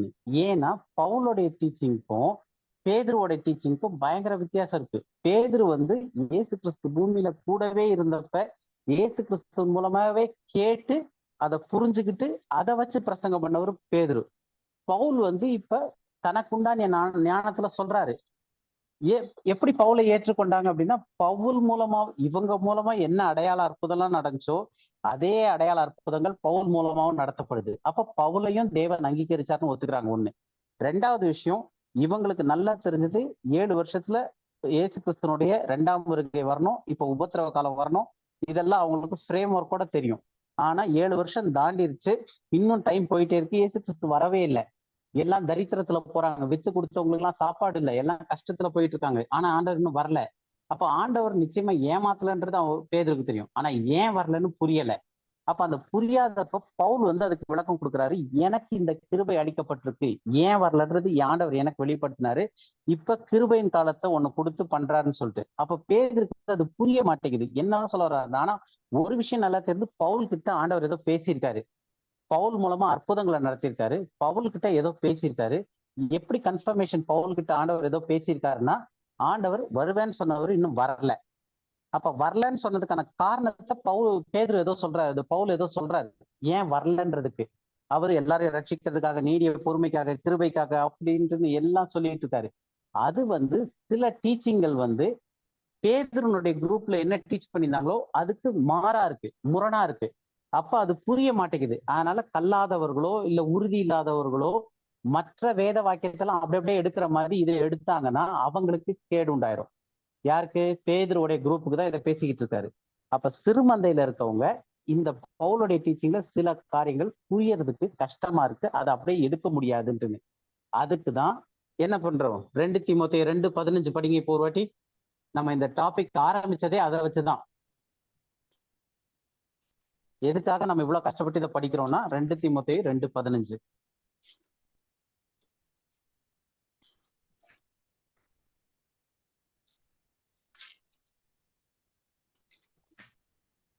நீ வெட்கப்படாத தா- ஊழியக்காரனாயும் சத்திய வசனத்தை நிதானமாய் பகுத்து போதிக்கிறவனாயும் உன்னை தேவனுக்கு முன்பாக உத்தமனாக நிறுத்தும்படி ஜாக்கிரதையாயிரு. உன்னை தேவனுக்கு முன்பதாக உத்தமனா இருந்ததுக்கு ஜாக்கிரதையா இரு. எப்படி ஜாக்கிரதையா இருக்கணும்? நான் எழுதுற பவுல் சொல்றாரு, நான் எழுதுற காரியங்களை பேதுரு சொல்றாரு, சில காரியம் புரிஞ்சுக்க முடியல, கல்லாதவர்கள் புரட்டுற மாதிரி புரட்டுனா மற்ற வசனத்தை புரட்டுற மாதிரி இதை புரட்டாதுன்றாரு. இதை புரட்டாதுன்னு இருக்கும்போது மற்ற வசனம் போது மொத்த பைபிளையும் சொல்றாரு, அவர் எழுதின மூலம் சொல்றாரு. அந்த மாதிரி கான்டெக்ட்ல பவுல் எழுதினதை குறிச்சு பேசிட்டு வர்றாரு. அப்ப மற்ற பைபிளை புரட்டுற மாதிரி பவுலுடைய நிருபத்தை புரட்டாதீங்க, அது உங்களுக்கு கேடு உண்டாக்கும். ஏன்னா அவர் சொல்றதுல பல காரியங்கள், சில காரியங்கள் வந்து புரிஞ்சுக்கிறதுக்கே அரிதா இருக்குன்றாரு. பவுல் என்ன சொல்றாரு, நான் எழுதுற காரியத்துல நீ வெட்கப்படாத ஊழியக்காரனும் சத்திய வசனத்தை நிதானமாய் அப்படின்னு இருக்கு. இங்கிலீஷ்ல வந்து ரைட்லி டிவைட், நிதானமாய் பகுத்துல சரியாக பகுத்து போதி. அப்ப இதுல பகுக்கணும்ன்ற காரணம் வர்றதுக்கான காரணமே வந்து 2 டீச்சிங் இருக்கு. ஒண்ணு வந்து தீர்க்க தரிசனத்தின் அடிப்படையிலான டீச்சிங், இன்னொன்னு ரகசியத்தின் அடிப்படையிலான டீச்சிங். பேதுரு பேசிக்கிட்டு இருக்கிறது தீர்க்க தரிசனத்தின் அடிப்படையிலான டீச்சிங். அதனுடைய இலக்கு எங்க கொண்டு போய் சேர்க்கறதுக்கு இருக்கு? 1000 வருஷ அரசாட்சிக்கு கொண்டு போய் சேர்க்கறதுக்கு இருக்கு. இந்த பக்கம் பவுலுடைய டீச்சிங் எங்க கொண்டு போய் சேர்க்கறதுக்கு இருக்கு? பரலோகத்துக்கு ஒரு கூட்டம் மக்களை தயார் பண்றதுக்கு, கிருபையின் காலத்துல அவங்க கிருபையின் மூலமா எப்படி ரட்சிக்கப்பட முடியும் அப்படின்னு சொல்லக்கூடிய சில காரியத்தை பவுல் சொல்லிட்டு வர்றாரு. அப்ப இது ரெண்டையும் குழப்ப வேண்டாம் அப்படின்னு சொல்லிட்டு தான் பவுலே வந்து சரியாக பகுத்து இதை கரெக்டா போதிக்கணும், இதை கரெக்டா படிக்கணும் அப்படின்றாரு. அப்படி சரியா பகுத்து போதிக்கல படிக்கலன்னா என்ன ஆகணும்? பேதுருக்கு இருக்கிற மாதிரி ஒரு பயம் வரும். இதை யூஸ் பண்ணா இப்ப இன்னைக்கே வந்து நிறைய பேர் வந்து கிரேஸ் டீச்சிங் சொன்னோடனே பயப்படுறாங்க. ஐயோ அது எப்படின்ட்டு. ஏன்னா பேதுருக்கு என்ன பயம் இருந்துச்சோ அதே பயம் இன்னைக்கு இருக்கிற சர்ச்சுக்கும் இருக்கு. ஆனா அது ஏன் அன்னைக்கு வேலிடா இருந்துச்சு, இன்னைக்கு ஏன் வேலிட் இல்லைன்றத நம்ம பின்னாடி படிப்போம், நம்ம அதெல்லாம் வரும். பட் என்ன ஒரு நம்ம இங்க என்ன பாக்குறோம் அப்படின்னா, பேதுருனுடைய காரியத்தை இந்த பவுலுடைய காரியத்தை பேதுரு எப்படி ஒத்துக்கிட்டாருன்னு கேட்டீங்க இல்லையா, பவுல் எப்படி அங்கீகரிச்சார் பேதுருன்ட்டுன்னு. அதுக்கான மெயின் காரணம் அவங்களுடைய இலக்கு. இயேசு கிறிஸ்து வரணும், உயிர்த்தெழுதல் நடக்கணும், உபத்திரம் வரணும், இயேசு கிறிஸ்து வரணும், உயிர்த்தெழுதல் நடக்கணும். இது எல்லாம் 7 வருஷம் டைம் பீரியடு. ஏன்னா அவங்க தீர்க்க தரிசனத்தின் அடிப்படையில போய்கிட்டு இருக்காங்க. அந்த டைம் பீரியட் தாண்டிடுச்சு, எல்லாரும் கிண்டல் அடிக்க ஆரம்பிக்கிறாங்க. அப்ப அவருக்கு புரிய மாட்டேங்குது, அவருக்கு ஒரு வேர்டு வரல, ஆண்டவர் வந்து அவரோட பேசல, ஏன்னா அந்த திட்டம் முடிஞ்சிருச்சு. இப்ப வந்து கிருபையை குறித்து, கிருபையின் காலத்தை குறித்து பவுலுக்கு கையளிக்கப்பட்டு பவுல் மூலமா தேவன் பேசுறாரு. அதுவும் என்னத்தை பேசுறாருன்னா, பழைய ஏற்பாட்டுல பேதுருக்கு தெரிஞ்ச விஷயங்களோ இயேசு கிறிஸ்து சொன்ன விஷயத்தையோ கிடையாது. பூமியில வாழ்ந்தப்ப எல்லா டைம்லயும் தேவனுக்குள்ள மறைச்சு வச்சிருந்த, உலகம் உண்டானதுல இருந்து தேவனுக்குள்ள மறைச்சு வச்சிருந்த ஒரு திட்டத்தை பத்தி பவுலுக்கு பேசுறாரு. அதை வந்து பவுல் வந்து எல்லா நிருபத்திலையும் அவங்களுக்கு எழுதும் போது சில காரியத்தை இதையும் எழுதுறாரு. ஏன்னா பவுலுக்கு வந்து ஒரேடியா மொத்தமா பல்கா ஒரு இதுல கொடுத்துடல ஆண்டவர். படிப்படியா ப்ரொக்ரஸிவ் ரெவலேஷன்றாங்க. படிப்படியா ஒவ்வொரு தரிசனமா காலகட்டத்துக்கு ஏற்ற மாதிரி கொடுத்துக்கிட்டே வராரு. வர வர பவுல் வந்து அந்த ஒவ்வொரு நிருபங்களையும் கொஞ்சமா அதான் நம்ம இப்போ பார்க்க போறோம். கொஞ்சம் நிருபமா அப்படியே எழுதிக்கிட்டே வராது. அப்ப அந்த காரியத்தெல்லாம் பேதுருவனுடைய ஆட்கள் படிக்கும்போது பேதுருக்கே குழப்பமா இருக்கு அப்படின்னு சொல்லி சொல்றாரு. புரியுதா? அதனாலதான் நம்ம ரைட்டா டிவைட் பண்ணி படிச்சோம்னாதான் இந்த குழப்பம் தீரும் அப்படின்றது. பேதுருக்கு இருந்த குழப்பம் இன்னைக்கு இருக்கிற எல்லாருக்குமே இருக்கு. அதனாலதான் அந்த பயமும் வருது. கிளியர் ஆயிடுச்சா? இப்ப நம்ம அடுத்த இதுக்கு போலாமா? சொல்லுங்க சிஸ்டர். இப்ப வந்து பவுலுக்கு இந்த நீங்க இப்ப சொல்லிட்டு வந்த காரியத்துல ஒவ்வொரு சமயத்துல இந்த வேர்ட்ஸ் யூஸ் பண்ணிருக்கீங்க. பவுலுக்கு கொடுக்கப்படல, அப்புறம் பவுலுக்கு கொடுக்கப்பட்டிருக்குது, அப்புறம் கொஞ்சம் கொஞ்சமா கொடுக்கப்பட்டிருக்குது, அப்புறம் பவுல் நமக்கு எழுதுறாருன்னு. இப்ப அந்த கொடுக்கப்பட்டிருக்குது ஆண்டவர் பவுலுக்கு எப்படி கொடுத்துட்டு வராரு? எல்லாமே ரெவலேஷன் மூலியமா தான் வருதா? அப்போ எந்த விதத்துல அவர் கொடுத்துட்டு வராரு அவரு? கலாத்தியர் 1வது அதிகாரம்ங்க.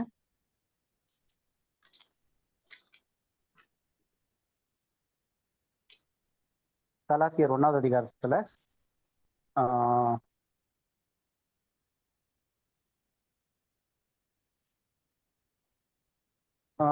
11வது வசனம் 12வது வசனம் படிங்க.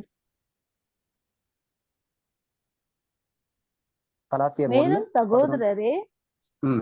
மேலும் சகோதரரே என்னால் பிரசங்கிக்கப்பட்ட சுவிசேஷம் மனுஷனுடைய யோசனையின்படியானதல்ல என்று உங்களுக்கு தெரிவிக்கிறேன்.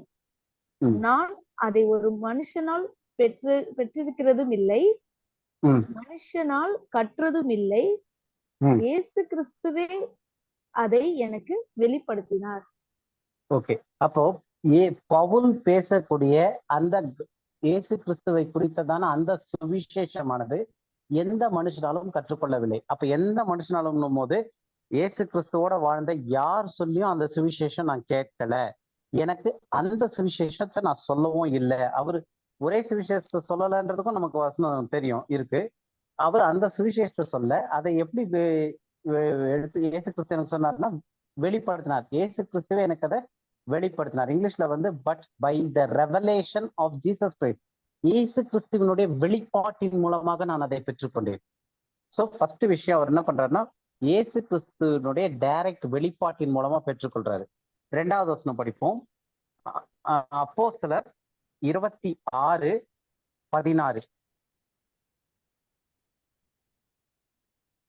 அப்போஸ்தலர் 26வது அதிகாரம் 16வது வசனம்.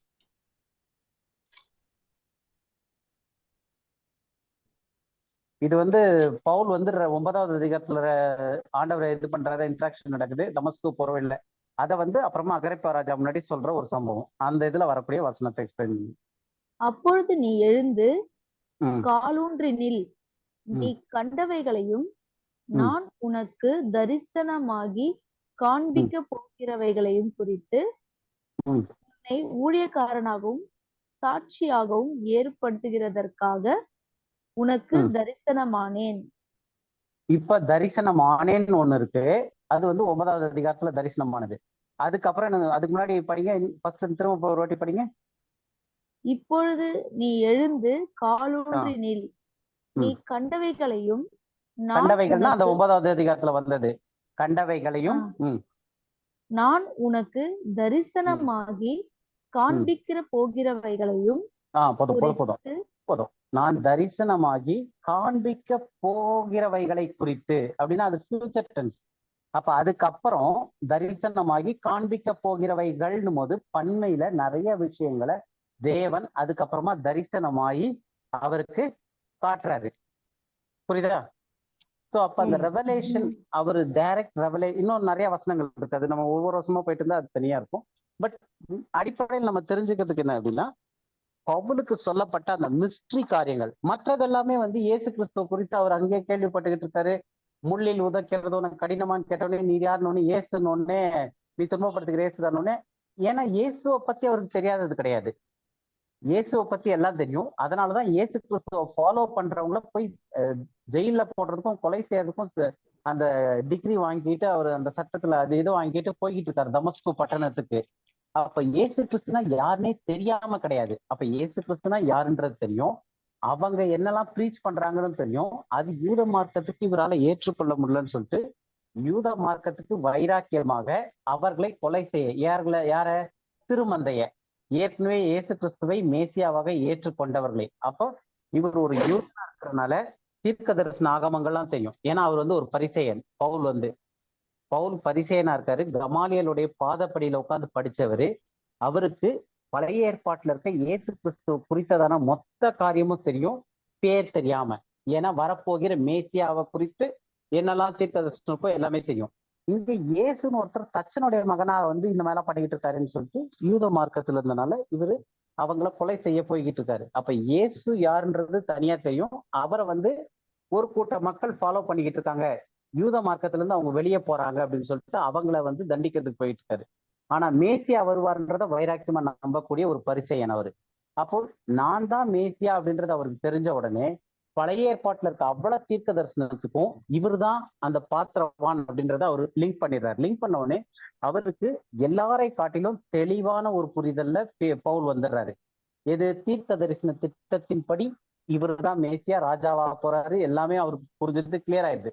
ஏன்னா புதுசா அவர் படிக்க வேண்டியது ஒண்ணும் இல்ல, பல வருஷமா கமாலியலோட பாதப்படியில உட்காந்து படிச்சிருக்காரு. அப்ப வரப்போற மேசியாவை குறித்து A to Z தெரியும். யாருன்றதுலாம் தான் அவருக்கு கன்ஃபியூஷன் இருந்துச்சு. அதுக்காக தான் போட்டு எல்லாரையும் துன்பப்படுத்திட்டு இருந்தாரு. டைரக்டா இயேசுவை நீ துன்பப்படுத்துகிற இயேசு நான் தான் அப்படின்னு உடனே அப்ப இவர் தான் மேசியான்றது புரிஞ்ச உடனே டைரக்டா தேவாலயங்கள்ல நேரா போய் இவர் தான் மேசியா, இயேசுவே கிறிஸ்து என்று பிரசங்கிக்க ஆரம்பித்தார்னு என்ன அர்த்தம்? கிறிஸ்துன்ற வார்த்தைக்கு மேசியான்னு அர்த்தம். அப்ப இயேசுதான் மேசியா அப்படின்னு சொல்லிட்டு டைரக்டா அடுத்த நாளே போய் பிரசங்கிக்க ஆரம்பிச்சிடறாரு. 3 நாள் கழிச்சு கண்ணு திறந்த உடனே நேரா அவர் போறது என்னன்னா ஜபாலயங்களுக்கு போறாரு. வழக்கத்தின்படி சனிக்கிழமை ஓய்வு நாள் அன்னைக்கு ஜபாலயங்கள்ல போய் இயேசுதான் மேசியான்னு பிரசங்கிக்க ஆரம்பிச்சிடறாரு. அதனால அதுல அவருக்கு பிரச்சனையும் இல்லை, கிளியரா தெரியும் எல்லாமே அவங்க என்ன ப்ரீச் பண்றாங்கன்ட்டுன்னு பேதுரு சொன்னதுல இருந்து. ஆனா இங்க இப்போ புதுசா அவருக்கு என்ன வருதுன்னா, தேவன் கிட்ட இருந்து மறைத்து வைத்திருந்த ரகசியத்தின் வெளிப்பாடு. அந்த விஷயத்த பழைய ஏற்பாட்டுல தேடினாலும் கிடைக்காத ஐஸ்வர்யத்தை, இயேசு கிறிஸ்துவனுடைய ஐஸ்வர்யம் பழைய ஏற்பாட்டுல தேடினாலும் கிடைக்காத அதனுடைய ட்ரேசஸ் கூட இல்லாத அன்ட்ரேசபிள் அன்சர்ச்சபிள் ரிச்சஸ், அந்த ஒரு வளத்தை குறித்து சொல்லிட்டு இருக்காரு. அதனுடைய சுவிசேஷத்தை குறித்து சொல்றாரு. இந்த சுவிசேஷத்தை எந்த மனுஷன் கிட்ட இருந்தும் கத்துக்கலன்றாரு. இயேசுவே எனக்கு அதை வெளிப்படுத்தினார் அப்படின்றாரு. இயேசு கிறிஸ்துவும் பல முறை நான் இப்போ உனக்கு தரிசனமாகி இதெல்லாம் சொல்லியிருக்கேன், இனி நிறைய தரிசனங்கள் உனக்கு சொல்லுவேன்னு சொல்றாரு. ஸோ பவுலுக்கு அந்த மிஸ்ட்ரி எல்லாமே இயேசு கிறிஸ்து வெளிப்பாட்டின் மூலமாக கொடுக்கப்பட்டது. ஓகே சிஸ்டர், இப்போ கிளியர் ஆயிடுச்சா? அது கிளியரா இருக்கு பிரதர், தேங்க்யூ. ஓகே, இப்ப இன்னைக்கு இதுல நம்ம லிட்டில் ஃபிளாக் பத்தி பார்க்க போறோம். லிட்டில் ஃபிளாக்லயும் யூதர்களும் இருக்காங்க, புறஜாதிகளும் இருக்காங்க. பாடி ஆஃப் கிரைஸ்ட்லயும் யூதர்களும் இருக்காங்க, புறஜாதிகளும் இருக்காங்கன்னு பார்த்தோம். போன வாரம் நம்ம மதுரையில இருந்து ஜெசிந்தா அவங்க கேட்டதும் இதே டவுட் தான். நம்ம எந்த குரூப்ல இருக்கோம், எப்படி கண்டுபிடிச்சுக்கிறது, அதுலயும் புறஜாதி இருக்காங்க, இதுலயும் புறஜாதி எல்லாம் இருக்காங்கன்னு சொல்லிட்டு அப்பயே சொன்னோம். நெக்ஸ்ட் வீக் இந்த டாபிக் வரப்போகுது. இன்னைக்கு அவங்க வரலன்னு நினைக்கிறேன். சரி, இந்த வீடியோ ரெக்கார்டிங் கேட்டா கூட அவங்களுக்கு தெரியும். இல்லைன்னா நம்ம நெக்ஸ்ட் வீக் லைட்டா பண்ணிக்கலாம். ஸோ முதல் விஷயம் என்ன அப்படின்னு பார்த்தோம்னா, கர்த்தராகிய இயேசு கிறிஸ்து மகிமைப்படுத்தப்பட்ட பிறகு திருமந்தை, அதாவது திருமந்தைன்னா யார் அப்படின்னா யூதர்கள் தான். அவங்க டோட்டலா இஸ்ரவேல் ஜனங்கள்ல 10 கோத்திரம் வெளியே போயிடுச்சு. ஸோ யூதர்கள் நார்தன் ட்ரைப்லாம் சதர்ன் ட்ரைப் தான் இருக்கிறாங்க. ஸோ அந்த யூதர்கள்ல யாரெல்லாம் விசுவாசித்தாங்களோ, விசுவாசித்த யூதர்கள், இல்லைன்னா நம்ம ஜெனரலா இஸ்ரவேலர்கள் கூட வச்சுக்கலாம். விசுவாசித்த இஸ்ரவேலர்கள் அல்லது விசுவாசிக்கிற யூதர்கள் என்னன்ட்டுன்னு, இயேசு கிறிஸ்து தான் ஜீவனுள்ள தேவனுடைய குமாரன் என்றும் அவர்தான் மேசியா என்றும் விசுவாசித்த யூதர்கள் திருமந்தையா சேர்க்கப்பட்டாங்க. இதோ பயப்படாதே சிறுமந்தையை, ராஜ்யத்தை உனக்கு தந்தேன் அப்படின்றாரு. அப்ப அந்த சிறுமந்தைக்கு ராஜ்யத்தை தேவன் எடுத்து, இவங்க எல்லாரும் அழைக்கப்பட்டவர்கள், இஸ்ரவேல் ஜனங்கள் மொத்தம் அழைக்கப்பட்டவர்கள். ஆனா தெரிந்து கொள்ளப்பட்டவர்களும் சிலர். அதை இன்னைக்கும் யூஸ் பண்ணிட்டு இருக்காங்க. காஸ்பல்ல சொல்லப்பட்டதை அங்க புறஜாதி யாருமே அதுல போக்கஸே கிடையாது. அப்ப அழைக்கப்பட்டவர்கள் அநேகர்னும் போது அதுல யூதர்கள்ல பரிசேயர், சதுசேயர் எல்லாரும் இருந்தாங்க, எல்லாரும் அழைக்கப்பட்டாங்க. ஆனா தெரிந்து கொள்ளப்பட்டவர்களும் வெறும் அந்த ஆயக்காரரும் பாவிகளும் இயேசு யாருன்னு மேசியா அப்படின்னு சொல்லி விசுவாசித்த அந்த சிறு கூட்டம், அதனாலதான் சிறு மந்தைன்னு பேரே வந்துச்சு பைபிள்ல சொல்லும் போது. அப்ப அந்த சிறு கூட்ட மக்கள், ஏன்னா இயேசு கிறிஸ்து உயிர்த்தெழுந்த பிறகு எத்தனை பேர் மேல வீட்டு அறையில கூட்டிட்டாங்கன்னா வெறும் 120 பேர். ஸோ அப்ப அவ்வளவு சொற்பமான பேர் தான் வந்து விசுவாசிக்க ஆரம்பிச்சாங்க அந்த டைம்ல. அவங்களதான் சிறுமந்தைன்றாரு. அப்ப அதுல வந்து பின்னாடி ஆட் பண்ணப்பட்டாங்க, சேர்க்கப்பட்டார்கள். 3000 5000 இதுல சேர்க்கப்பட்டு வளர்க்கப்பட்டது அந்த சிறுமந்தை சபை.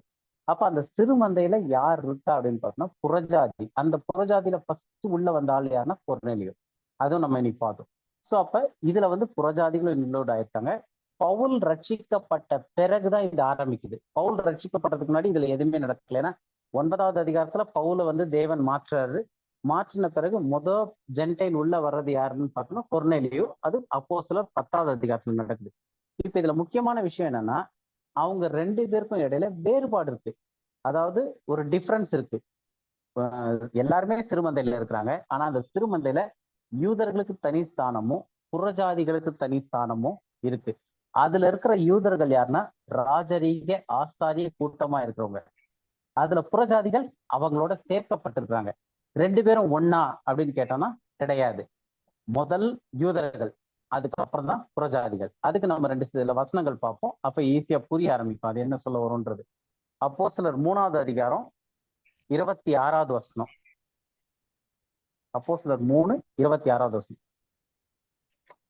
அவர் உங்கள் எல்லாரையும் உங்கள் பொல்லாங்குகளிலிருந்து விலக்கி உங்களை ஆசீர்வதிக்கும்படி தேவன் தம்முடைய பிள்ளையாகிய இயேசுவை எழுப்பி முதலாவது உங்களிடத்திற்கே அவரை அனுப்பினார் என்றான். ஓகே, அப்ப இவரு அவர் அப்படின்னும் போது அவர் உங்கள் எல்லோரையும் பொல்லாங்கை நிறுத்தி ஆசீர்வதிக்கும்படி அப்படின்னும் போது யார சொல்றாரு அப்படின்னா சிறுமந்தைய. இயேசு கிறிஸ்து யாரு செய்ய சொல்லி இது பண்ணிருக்காருன்னா சிறுமந்தைய பார்த்து பேசிக்கிட்டு இருக்காரு. யாரெல்லாம் இயேசு கிறிஸ்து அப்ப விசுவாசிச்சாங்களோ அவங்ககிட்ட இயேசுவை எழுப்பி முதலாவது. ஏன்னா இயேசு கிறிஸ்து உயிர்த்தெழுந்த பிறகு, எழுப்பப்பட்ட பிறகு யாருக்கு தரிசனம் ஆனாங்க? முதல் சீஷர்களுக்கு. அதுக்கப்புறம் ஒரு 500 பேருக்கு சொல்லப்பட்டிருக்கு. 1 கொரிந்தியர் 15வது அதிகாரத்துல 5வது 6வது வருஷத்துல படிச்சோம்னா முதல்ல இத்தனை பேருக்கு வந்துச்சு. அப்புறம் ஒரு 500 பேருக்கு தரிசனம் ஆனார்ன்ட்டு. அப்போ முதலாவது அவங்களுக்கு அனுப்பி அவர் உயிர்த்தெழுந்ததனுடைய கான்பிடென்ட்டை கொடுத்தது வந்து யாருக்கு? இஸ்ரவேலுக்கு. எந்த புறஜாதியும் அங்க கிடையாது. அந்த சம்பவங்கள் நடக்கும் போது எந்த புறஜாதியோ அதுல இல்ல. அப்போ ஃபர்ஸ்ட் யாருக்கு இயேசு கிறிஸ்து உயிர்த்தெழுந்த இயேசு கிறிஸ்து யாருக்கு அனுப்பப்பட்டார் அப்படின்னு பார்த்தோம் வசனத்தின்படி, முதலாவது உங்களிடத்திற்கே அவரை அனுப்பினார் என்றான். அப்ப பேதுரு வந்து கன்ஃபார்மா சொல்றாரு, வந்து ஃபர்ஸ்ட் உங்களுக்கு தான் அவரை அனுப்பியிருக்காரு அப்படின்னு சொல்லிட்டு. ஸோ அப்ப இங்க வந்து நம்ம என்ன பாக்குறோம்னா 2 பேருக்கும் டிஃபரன்ஸ் இருக்கு. அதான் இப்ப நம்ம படிச்சுட்டு வரோம். முதல் வந்து ஃபர்ஸ்ட் ப்ரிஃபரன்ஸ் யூதர்களுக்கு இருக்கு, 2வது புறஜாதிக்கு இருக்கு அப்படின்னு சொல்லிட்டு. அப்ப அங்க டிஃபரன்ஸ் காட்டப்படுது. இன்னொரு 2 வசனம் படிப்போம். ரோமர் 1வது அதிகாரம் 16வது வசனம். ரோமர் 1:16. கிறிஸ்துவின் சுவிசேஷத்தை குறித்து நான் வெட்கப்படேன். முன்பு யூதரிலும் பின்பு கிரேக்கரிலும் விசுவாசிக்கிறவன் எவனோ அவனுக்கு ரட்சிப்பு உண்டாவதற்கு அது தேவ பலனாய் இருக்கிறது. ஓகே, இந்த வசனத்துல வந்து கிறிஸ்து இயேசுவை குறித்து சுவிசேஷத்தை குறித்து நான் வெட்கப்படேன், விசுவாசிக்கிற எவனுக்கும் அது ரட்சிப்பு உண்டாக ஏதுவாயிருக்குன்னு போடல. மாறா என்ன போட்டுனா முன்பு யூதரிலும் பின்பு கிரேக்கரிலும். கிரேக்கர்ன்றது வந்து அந்த புறஜாதிக்கு யூஸ் பண்ணக்கூடிய அந்த கொலோக்கியல் டேர்ம். கிரேக்கர்ன்றது வந்து புறஜாதியை குறிக்கிற சொல்லுது. பின்பு கிரேக்கரிலும். இங்கிலீஷ்ல பார்த்தோம் அப்படின்னா இன்னும் தெளிவா இருக்கு. To the Jews first and also to the Greek. அதாவது முதல் போக்கஸ் வந்து யூதர்களுக்கு, அப்புறம் யூதரும் கூட வாங்க அவங்களுக்கும் சேர்த்து அப்படின்ற மாதிரி. அப்ப அந்த கொசுறு சேர்க்கிற மாதிரி யூதர்கள் அண்ட் ஆல்சோ இதையும் சேர்த்து. அப்போ முதல் வந்து யூதர்களுக்கு. அப்ப இங்க பவுல் இது வந்து ரோமருக்கு எழுதின நிருபம். அப்ப ரோமருக்கு எழுதின நிருபத்திலேயே இங்க புறஜாதிக்கு ஒரு இதை சொல்றாரு. காமனா பொதுவா சொல்லிடல, விசுவாசிக்கிற அனைவருக்கும் ரட்சிப்பு உண்டாவதற்கு அது தேவ பலனா இருக்கிறதுன்னு சொல்லவே இல்லை வசனத்தை. வசனம் என்ன சொல்றதோ அதான் நமக்கு முக்கியம். முன்பு யூதரிலும், அதாவது ஃபர்ஸ்ட் ஜூஸ் ஃபர்ஸ்ட். இங்கிலீஷ்ல பார்த்தோம்னா every one that believer to the Jews first, முதல் யூதர்களுக்கு, and also to the Greek, அதுக்கப்புறம் யூதர் கூட, இந்த புறஜாதி கூட அப்படின்னு சொல்லிட்டு, கிரேக்கரும் கூட அப்படின்னு சொல்லிட்டு வருது. இப்ப நான் என்ன வசனத்துல பாத்துக்கிட்டோம் அப்படின்னா எங்கெல்லாம் டிஃபரன்ஸ் சொல்லப்பட்டிருக்கு. ஏன்னா நம்ம வசனத்தை தெளிவா படிச்சு புரிஞ்சோம்னா தான் அந்த டிஃபரன்சஸ் இருக்குன்றதே நமக்கு முதல் புரியும். ஏன்னா லிட்டில் ஃபிளாக்லயும் புறஜாதியும் இருக்காங்க, யூதர்களும் இருக்காங்க. பாடி ஆஃப் கிரைஸ்ட்லயும் புறஜாதி இருக்காங்க, யூதர் இருக்காங்க. இது ரெண்டுத்துக்கும் என்ன வித்தியாசம் அப்படின்னு பார்க்கும்போது, லிட்டில் ஃபிளாக்ல வந்து யூதர் தனியா இருக்கிறாங்க, புறஜாதிகள் பின்பு சேர்க்கப்படுறாங்க. ரெண்டு பேருக்கும் ஒரு வித்தியாசம் இருக்கு. ஒரே சிறுமந்தையில இருந்தாலும் யூதரும் புறஜாதியும் ஒண்ணு கிடையாது. முன்பு யூதர் பின்பு கிரேக்கரிலும் விசுவாசிக்கிறவனுக்கும் ரட்சிப்பு உண்டாக, அது தேவ பலனா இருக்கு. அடுத்த வசனம் ரோமர் 2வது அதிகாரம் 9வது வசனம் படிப்போம்.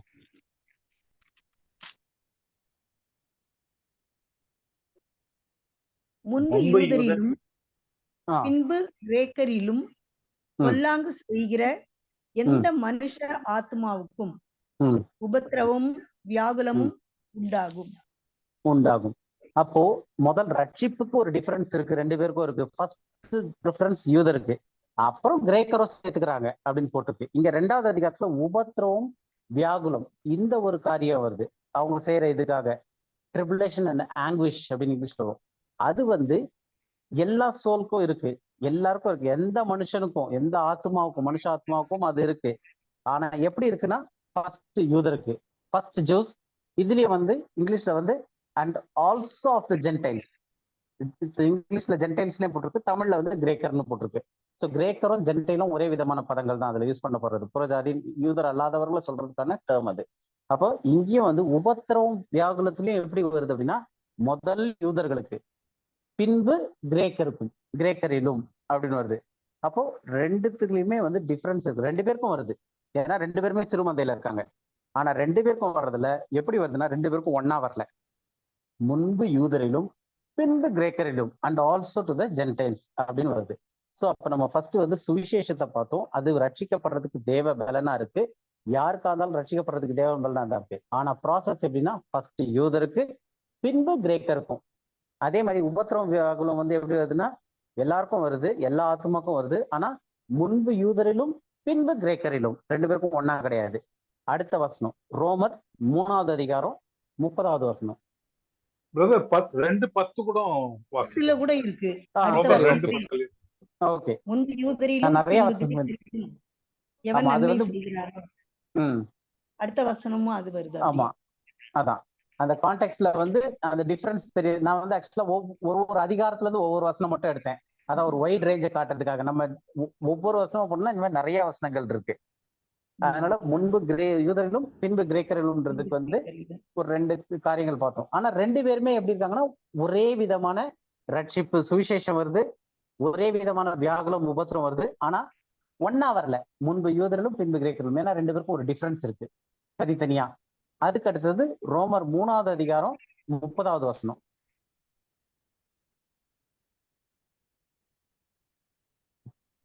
படிங்க, ரோமர் 3:30வது வசனம். வேற யாரும் படிக்கிறாங்கன்னு பாருங்க. விருத்த சேதனம் உள்ளவர்களை விசுவாசத்தினாலும், விருத்த சேதனம் இல்லாதவர்களை விசுவாசத்தின் மூலமாயும் நீதிமான்கள் ஆக்குகிற தேவன் ஒருவரே. ஓகே, இதுல ஏதாவது வித்தியாசம் தெரியுதா? இந்த வசனத்துல, இப்ப படிச்ச வசனத்துல யாராவது வித்தியாசம் சொல்ல முடியுமா?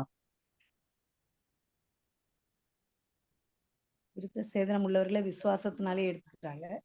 விருத்த சேதனம் இல்லாதவங்க விசுவாசத்தின் மூலமாக நீதிமான்களாக்குகிறார். அப்ப நீதிமானாக்குகிற தேவன் ஒருவரே. அப்ப தேவன் தான் நீதிமானாக்குறாரு. யார நீதிமானாக்குறாருன்னா, விசுவாசம் உள்ளவர்களே நீதிமானாக்குறாரு, விருத்த சேதனம் உள்ளவர்களே நீதிமானாக்குறாரு, விருத்த சேதனம் இல்லாதவர்களையும் நீதிமானாக்குறாரு. அப்ப வித்தியாசம் எங்க வருதுன்னா, விருத்த சேதனம் உள்ளவர்களை எப்படி ஆக்குறாருன்னா விசுவாசத்தினால், விருத்த சேதனம் இல்லாதவர்களை விசுவாசத்தின் மூலமாய். இந்த இந்த விசுவாசத்தினாலும் விசுவாசத்தின் மூலமாய்க்கு வித்தியாசம் இருக்கா, இல்ல ரெண்டும் ஒரே இதா? வித்தியாசம் இருக்குதுதான். என்ன வித்தியாசம் இருக்கு? விசுவாசத்தினாலுக்கும் விசுவாசத்தின் மூலமாய்க்கும். ஏன்னா அதுல வித்தியாசம் இருக்குன்னு தெரிஞ்சாதான். சொல்லுங்க. விருத்த சேதனம் உள்ளவங்களுக்கு அவர் பிளெஸிங் ஃபர்ஸ்டே கொடுத்துட்டாரு. சரி அவங்க சரி மூலமா நமக்கு வந்ததுனால ஆ, விசுவாசத்தின் மூலமா அவங்களோட பிளெஸிங் அவங்களோட இதுவை நம்ம விசுவாசிச்சதுனால அதன் மூலமா விசுவாசிச்சதுனால நீதிமான்களா இருக்கிறோம். அப்ப நம்ம விசுவாசத்தினால நம்ம நீதிமான் ஆயிருக்கோம். ஆபிரகாமோட விசுவாசத்தின் பிளெஸிங் இல்ல, இப்ப நான் கேக்குறது வந்து விசுவாசத்தினாலுக்கும் விசுவாசத்தின் மூலமாயும் இருக்கு இல்லையா? விசுவாசத்தினாலும் விசுவாசத்தின் மூலமாயும், இது ரெண்டுத்துக்கும் இந்த நாளும் மூலமாயும் இருக்கு. இந்த ரெண்டுத்துக்கும் என்ன வித்தியாசம் வருது? ஃபர்ஸ்ட் விசுவாசத்தினால் விருத்த சேதனம் இதனுடைய அர்த்தம் என்ன? விருத்த சேதனம் மட்டும்தான் நான் வித்தியாசமா இருக்கு. ரைட். கண்மணி, ஒரு நிமிஷம் நீங்க புரிஞ்சுங்க. விசுவாசத்தினால் அப்படின்னா அதுக்கு என்ன அர்த்தம்ன்றத புரிஞ்சுங்க. அதுக்கப்புறம் அடுத்த இதுக்கு பதத்துக்கு வரலாம். சரிங்களா? அதை வந்து எக்ஸ்பிளைன் பண்ண பாருங்க. நீங்க முயற்சி செய்யறது கரெக்ட் தான். ஆனா இன்னும் கொஞ்சம் ஃபர்ஸ்ட் முதல்ல வந்து விசுவாசத்தினால் அப்படின்னாக்கா என்ன அர்த்தம்ன்றத ஃபர்ஸ்ட் புரிஞ்சுட்டீங்கன்னு வச்சுங்களேன், அடுத்ததுக்கு புரிஞ்சுக்கிறதுக்கு ஈஸியா இருக்கும். சரி, நான் அந்த வசனத்தை இங்கிலீஷ்ல படிக்கிறேன், அதை ஒரு வாட்டி பாருங்க. Seeing it is one God which shall justify the circumcision by faith. அந்த விசுவாசத்தினால் இருக்கு இல்லையா, அதுக்கு by faith and uncircumcision through faith. ஒண்ணு வந்து by faith, இன்னொன்னு through faith. இது விசுவாசத்தினால், இது விசுவாசத்தின் மூலமாயிட்டு இருக்கு. ஒண்ணு பை, இன்னொன்னு த்ரூ. இப்போ ஏதாவது வித்தியாசம் புரியுதா? பைக்கும் த்ரூக்கும் என்ன வித்தியாசம்? விசுவாசத்தினால் சொல்லும் போது ஒரு பர்சனோட தனிப்பட்ட விசுவாசம். ஓகே. அப்படின்னு நான் நினைக்கிறேன். விசுவாசத்தினால் அவங்களுடைய சொந்த விசுவாசம் பை, இது மத்தவங்க விசுவாசத்தினால கிடைக்கிற ஆசீர்வாதமா இருக்கு. ஓகே, ஆன்டி ஓரளவு கரெக்டா வந்துட்டாங்கன்னு நினைக்கிறேன். சொல்லுங்க ஆன்டி, அதை ஃபுல்லா சொல்லுங்க. அதாவது விசுவாசத்தினால் அப்படின்னு சொன்னா அவங்களுடைய சொந்த விசுவாசம், ஒவ்வொருத்தருடைய தனிப்பட்ட விசுவாசம், அதனால வராங்க. இது வந்து விசுவாசத்தின் மூலமாய் அப்படின்னா, அதாவது மொத்தமா எல்லாருமா சேர்ந்து கேள்வி அந்த மூலமாய்ன்றது இயேசு கிறிஸ்து மூலமாய். ஓகே, இயேசு கிறிஸ்து மூலமாய், இயேசு கிறிஸ்து மூலமா இல்ல, விசுவாசத்தின் மூலமாய். விசுவாசத்தின் மூலமாய். ஓகே, இப்ப ஒரு உதாரணம் சொல்றேன், அப்ப ஈஸியா புரியும். அப்ப circumcision by faith, uncircumcision through faith. அப்ப பை ஃபெய்த்னா, இப்ப நான் ஏதோ ஒண்ணு செய்யறேன்னா, it is done by me, என்னால இதை நான் செய்தேன் அப்படின்னு சொல்லிட்டு. அப்ப விசுவாசத்தினால் அப்படின்ற தமிழ்ல அந்த நாள்ன்ற வார்த்தை வந்து இங்கிலீஷ்ல பைன்ற இதுல வருது. அப்ப என்னுடைய இதுல இருந்து என்னுடைய விசுவாசத்தினால அப்படின்னும் போது விருத்த சேதனம் உள்ளவர்கள் அவர்களுடைய விசுவாசத்தினால நீதிமானாக்குகிற தேவன் தான் நீதிமானாக்குறாரு. ஏன்னா எப்படி ஆக்குறாருன்னா, விருத்த சேதனம் உள்ளவர்களை அவர்களுடைய விசுவாசத்தினால் தேவன் அவர்களை நீதிமானாக்குகிறார். அப்ப விருத்த சேதனம் இல்லாதவர்கள் எப்படி ஆக்குறாரு அப்படின்னா, விசுவாசத்தின் மூலமாய். அப்ப இங்கிலீஷ்ல வந்து த்ரூ அப்படின்னு இருக்கு. இப்ப ஒரு விஷயத்த வந்து நான் செய்யறதுனா it was done by me.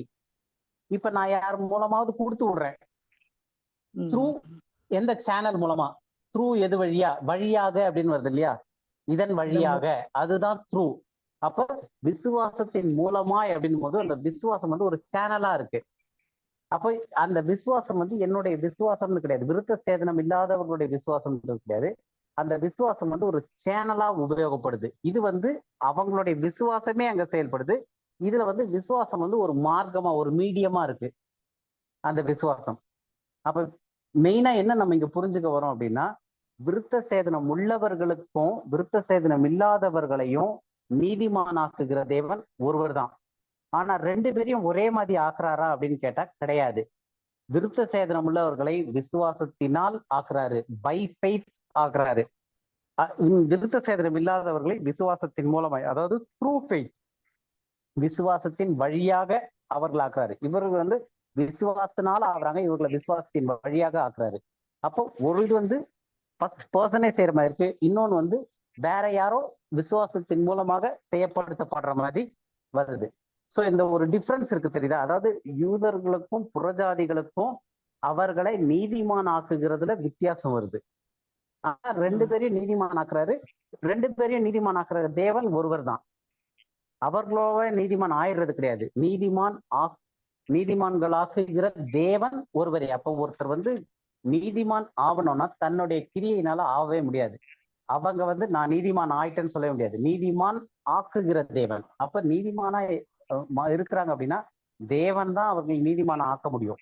ஆனா விருத்த சேதனம் உள்ளவர்களை விசுவாசத்தினால் ஆக்குறாரு. விருத்த சேதனம் இல்லாதவர்களை விசுவாசத்தின் மூலமாய் ஆக்குறாரு.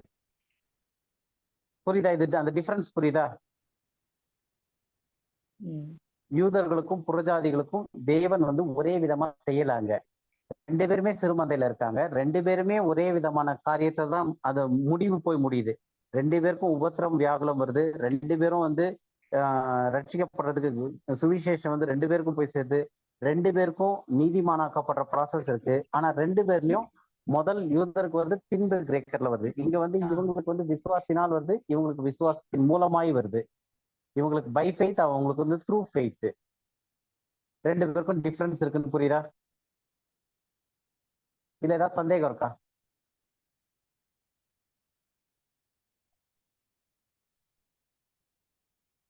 சார் இப்ப இது வந்து லிட்டில் ஃபிளாக்ல இருக்கிறவங்க தான் சார் சொல்றீங்க. ஏமா இப்போ இது இந்த கான்டெக்ஸ்ட்ல லிட்டில் ஃபிளாக்ல இருக்கிற யூதர் ஜென்டைல்ஸ். ஆமா, அதாவது இது ஃபுல்லாவே பேசிக்கிட்டு இருக்கிறது எல்லாமே வந்து இங்க என்ன பார்த்தோம்னா there was a difference between them. அவங்க ரெண்டு பேருக்கும் இடையிலே வேறுபாடு இருந்தது.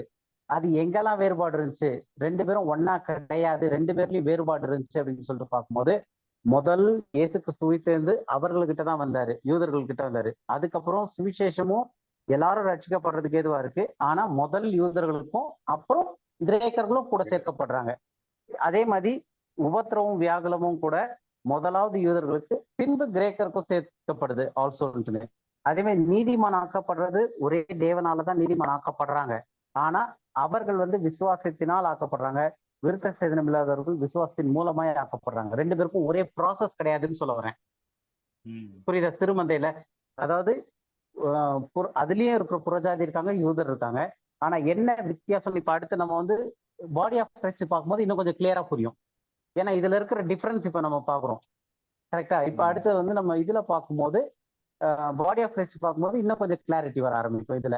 இப்ப நம்ம வந்து வெறும் டிஃபரன்சஸ் மட்டும் பார்க்கிறோம். அதாவது தேவனுடைய ப்ரோக்ராம்ல புதிய ஏற்பாட்டின் திட்டத்துல சுவிசேஷம் அப்புறம் நீதிமானாக்கப்படுதல் இதுலயுமே வந்து ரெண்டு குரூப்புக்கு தனித்தனியா பண்றாரு. எந்த ரெண்டு குரூப்னா விருத்த சேதனம் உள்ளவர்கள், விருத்த சேதனம் இல்லாதவர்கள். ஆனா ரெண்டு பேரும் இந்த உயிர்த்தெழுதனால நியாயப்பிரமாணம் முடிக்க வைக்கப்பட்டனாலதான், நியாயப்பிரமாணத்தை இயேசு கிறிஸ்து நிறைவேற்றி முடிச்சனாலதான் இவங்க ஃபுல்லாவே இந்த ப்ராசஸ்க்குள்ளே வர முடியுது. பின்பு யூதரினும் உள்ள வர்றதுக்கான வாய்ப்பே எப்படி வருதுன்னா அந்த நியாயப்பிரமாணம் நிறைவேற்றின பிறகுதான். ஆனா உள்ள வரும்போதும் ரெண்டு பேரும் ஈக்குவலா இல்லை. ஏன் ஈக்குவலா இல்லைன்னா திருமந்தை ஆகிய இஸ்ரவேல் எகிப்துல இருந்து வெளியே வந்தப்ப யாத்ராகமத்துல வந்து தேவன் ஆசீர்வதிச்சு சொன்ன முதல் இது வந்து என்னன்னா, இந்த இஸ்ரவேல் ஜனங்கள் ராஜரீக ஆசாரிய கூட்டமா இருப்பார்கள்னு. அந்த ராஜரீக ஆசாரிய கூட்டமா இருப்பார்கள்னு சொன்னது வந்து எந்த புறஜாதிக்கும் சொல்லப்படலை. அப்போ இந்த சிறுமந்தை தான் ராஜ்யத்தை சுதந்திரிக்க போறவங்க 1000 வருஷ அரசாட்சியில. அப்ப அந்த சிறுமந்தை என்னவா இருக்கணும் அப்படின்னா அப்ப ராஜரீக ஆசாரிய கூட்டமா இருக்கணும் அங்க. அப்ப ராஜரீக ஆசாரிய கூட்டமா அவங்க 1000 வருஷ அரசாட்சியில இருக்க போறாங்கன்னா அதுல இப்ப பின்னாடி சேர்க்கப்படுற யூதர்களும் அதே ஸ்தானத்துல வர முடியாது. அப்ப அவங்க யூதர்கள் சேர்க்கப்படுறவங்களுக்கும் இவங்களுக்கும் வித்தியாசம் இருக்கு. அந்த லிட்டில் ஃபிளாக் ப்ரோக்ராம்ல ராஜ்யத்திற்குள்ள என்ட்ராக போறவங்களை 1000 வருஷ அரசாட்சியில எந்த புறஜாதியும் ராஜரீக ஆசாரிய கூட்டத்துல இருக்க முடியாது. அது யூதர்களுக்கு கொடுக்கப்பட்டது, இஸ்ரவேலுக்கு கொடுக்கப்பட்டது. அதுல வந்து டிஃபரன்ஸ் இருக்கு. புறஜாதிகளா வர்றவங்க வந்து அவங்க மூலமா ஆசீர்வாதத்தை பெறுவாங்க. சேனலா அவங்க மூலமா ஆசீர்வாதத்தை பெறுவாங்க. அவர்களால் ஆளுகை செய்யப்படுவார்கள். அவங்க சந்தோஷமா இருப்பாங்க 1000 வருஷ அரசாட்சியில. ஆனா ராஜரீக ஆசாரிய கூட்டம் கிடையாது. அந்த ராஜரீக ஆசாரிய கூட்டம்ன்றது வந்து யாருக்கு வாக்கு பண்ணப்பட்டுச்சுன்னா இஸ்ரவேல் புத்திரருக்கு வாக்கு பண்ணப்பட்ட ஒரு விஷயம். அவர்கள் அதை சுதந்திரித்துக் கொள்வார்கள். அந்த இதை புரியுதா? கிளியரா இருக்கா? அடுத்ததுக்கு போலாமா இல்ல வேற ஏதாவது சந்தேகம் இருக்கா? தம்பி எனக்கு அந்த டிஃபரன்ஸ் எனக்கு கொஞ்சம் சொல்லுங்களேன். விருத்த சேதனம் ஓகே அந்த மூலமாக அது ஆமா, அதாவது இங்கிலீஷ்ல பார்த்தோம் அப்படின்னா பை ஃபெய்த்ன்னு இருக்கு, அன்சர்கம்சேஷன் த்ரூ ஃபெய்த்ன்னு இருக்கு. இப்ப பை அப்படின்னும் போது யாரால் அப்படின்றது இருக்கு. யாரால், இப்ப it was done by me, ஒரு காரியத்தை நான் செய்தேன்னா it was done by me. அப்ப அந்த இதுக்கு வந்து ஆரிஜின், ஆரம்பமே என்னாலதான் நடத்தப்பட்டுச்சு. நான் ஒரு விஷயத்த செஞ்சேன்னா, நான் ஒரு இதை கண்டுபிடிச்சேன்னா it was invented by me, என்னால அது கண்டுபிடிக்கப்பட்டுச்சு. அந்த நாள் அதுதான் வந்து விசுவாசத்தினால், என்னால. அதாவது அப்போ அதுல சோல், அந்த ஒரு ஆரிஜின் எல்லாமே இட் இஸ் பை மீ அப்படின்னும் போது அந்த பைன்ற வேர்டு விசுவாசத்தினால். அப்ப அவங்களுக்கு எல்லாமே அந்த விசுவாசம் தான் வந்து அந்த கோர் அவங்களோட இதுல, விருத்த சேதனம் உள்ளவர்கள்ல. இப்ப நம்ம அந்த விசுவாசத்தையும் வச்சிடலாம். முதல்ல நம்ம இந்த ஆளுக்கும் மூலமாய்க்கும் புரிஞ்சுக்கணும்னா பையும் த்ரூவையும் நம்ம புரிஞ்சுக்கிட்டோம்னால ஈஸியா இது புரிஞ்சுக்கலாம். அப்போ பையின்னும் போது ஒரு ஆக்ட், ஒரு செயல் செய்யறேன், it was done by me அப்படின்னு. இப்போ ஒரு ப்ரோக்ராமிங் பண்றேன், ஏதோ ஒன்று பண்றேன், அப்ப இதை நான் தான் செய்யறேன் அப்படின்னும் போது அந்த டன் பை மீன்னும் போது, இல்ல கிச்சன்லயே ஏதோ ஒரு சமையலே செய்யறேன்னா இதை நான் செய்தேன் அப்படின்னும் போது it was done by me. அப்ப அந்த மாதிரி இது வந்து ஃபெய்த்தால செய்யப்பட்டுச்சு, விசுவாசத்தினால் செய்யப்பட்டது, விசுவாசத்தினால் செய்யப்பட்ட ஒரு விஷயம் தான் டன் பை மீ மதி. இன்னொன்னு வந்து அன்சர்கம்சேஷனுக்கு த்ரூ மீ. அப்போ என் மூலமா செய்யப்பட்டுச்சு அப்படின்னா யாரோ எனக்கு பின்னாடி இருந்து இயக்குறாங்க. நான் வந்து ஒரு சேனலா இருக்கிறேன், நான் ஒரு யூடியூப்ல ஏதோ ஒரு சமையலை பார்த்துட்டு நான் செய்யறேன், இல்ல யாரோ என்ன ஒரு ஏதோ ஒண்ணு செய்ய சொல்லி இதை இதை போடுன்னு சொல்லி சொல்றாங்க, நான் இதெல்லாம் போட்டு ஒரு சமையலை செய்யறேன் அப்படின்னா அதனுடைய ஆரிஜின் வந்து வேற யாரோ, ஆனா என் மூலமா அவர் செஞ்சாரு. அப்ப பையின்னும் போது நானே செய்யறது, த்ரூன்னும் போது வேற யாரோ என் மூலமாக செய்யறாரு. புரியுது இல்லையா? அப்ப அந்த மூலமாயின்றது வந்து நான் வந்து ஒரு சேனல் ஆயிடுறேன், செய்யற ஆள் வேற யாரோ ஒருத்தர் என் மூலமா செய்யறது அப்படின்றது வந்து த்ரூ மீ. இன்னொன்னு வந்து இந்த கான்டெக்ஸ்ட் இப்ப நீங்க அந்த இந்த இதுல சொல்லுங்களேன், நீங்க உங்க கான்டெக்ஸ்ட் ஏத்த மாதிரி இதை எக்ஸ்பிளைன் பண்ணுங்களேன். பிரதர் எது கேக்குறாங்க, வசந்தி என்ன கேக்குறாங்கன்னாக்கா, இந்த இதை 1 minute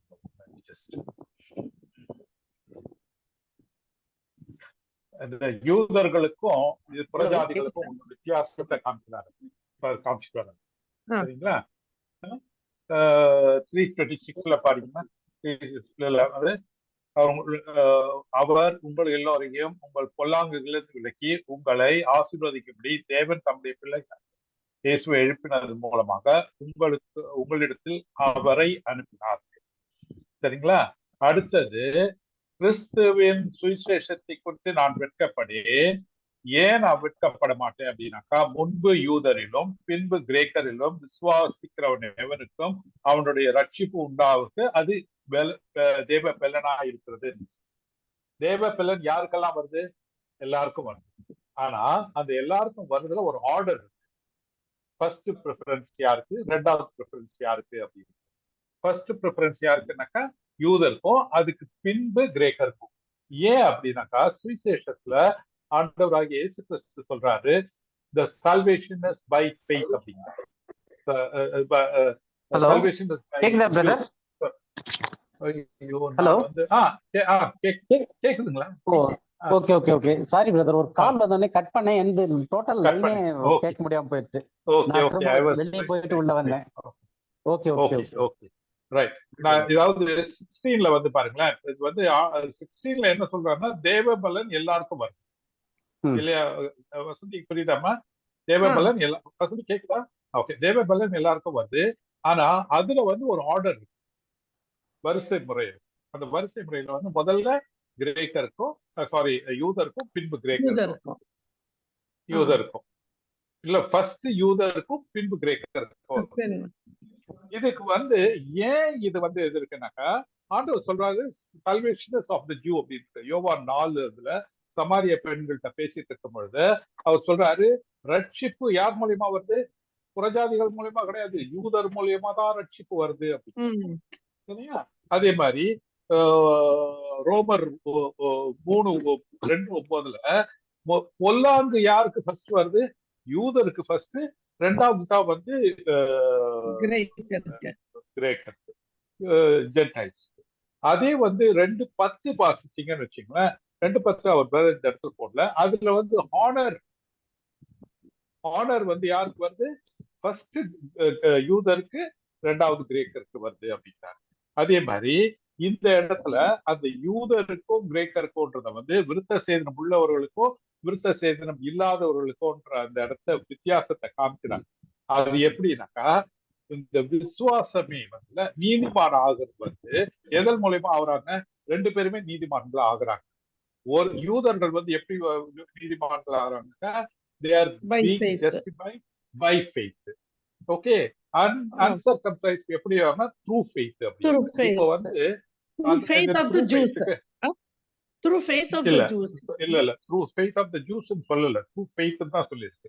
இப்போ ஃபர்ஸ்ட் வந்து பைக்கும் த்ரூக்கும் நம்ம அதனுடைய பல்ஸ இது பண்ணிக்கணும். இப்போ this house was built by me அப்படின்னா என்ன அர்த்தம்? இந்த வீடு நான் கட்டினேன். புரியுதா? புரியுதாமா? ஒரு வீடு இருக்குன்னு வச்சுக்கோங்க, நீ வந்து ஓகே.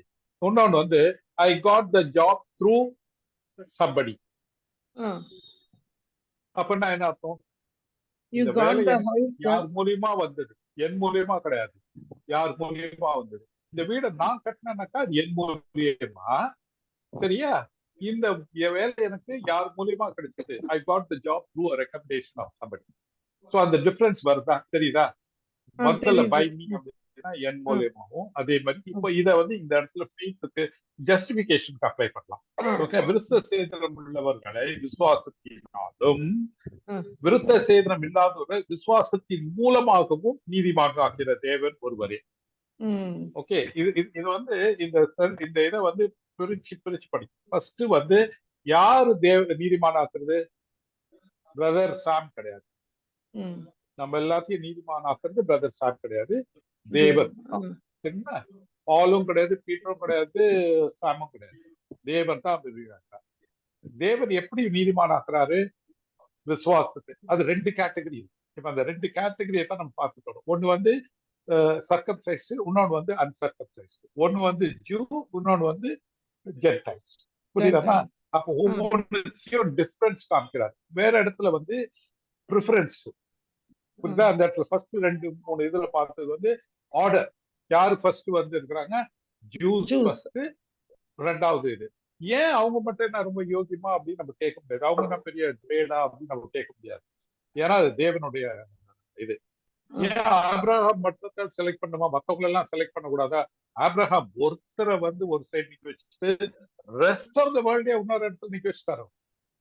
இந்த உலகத்துல இருக்க எல்லாருமே உன்னை ஆசீர்வதிச்சா நான் அவனை ஆசீர்வதிப்பேன், உன்னை ஆசீர்வதிக்கலாம் அவனை உதப்பேன் நான் அப்படின்ட்டேன். ஏன் ஆபிரகாம் யோகியமான கேட்க முடியாது. அதே மாதிரி சால்வேஷனே வந்து ஆஃப் தி ஜூஸ் அப்படிங்கிறார். ரட்சிப்பு யூதரால் வரும் அப்படின்னு சொல்லிட்டு அந்த சமாரிய ஸ்திரீ கிட்ட சொல்றாங்க. ஞாபகம் இருக்கா? யோவான் 4 அந்த சமாரிய ஸ்திரீ கிட்ட பேசும்போது salvation that is the order of God. அதே மாதிரி பொல்லாங்கோ அவங்களுக்கு தான் ஃபர்ஸ்ட் வருது, ஆனர் அண்ட் கிரேஸும் அவங்க மூலியமா தான் வருது. அதே மாதிரி அது அந்த ஆர்டர்ல சொல்றாரு. இந்த இடத்துல அந்த வித்தியாசத்தை காமிக்கிறாங்க. ஏன்னாக்கா தேவன் டீல் பண்றதுல இந்த அவங்களுடைய நீதிமான்கள் ஆக்குறத கூட வந்து விருத்த சேதனம் உள்ளவர்களுக்கு ஒரு மாதிரியும் விருத்த சேதனம் இல்லாதவங்களுக்கு இன்னொரு மாதிரியும் அந்த அந்த அந்த பயா மீடியாவே வித்தியாசப்படுது. இப்போ ஒரு வசனம் நான் வந்து சொல்றேன், அது தயவுசெய்து வாசிங்க. 2:7 வாசிங்க. எபேசியர் 2:7.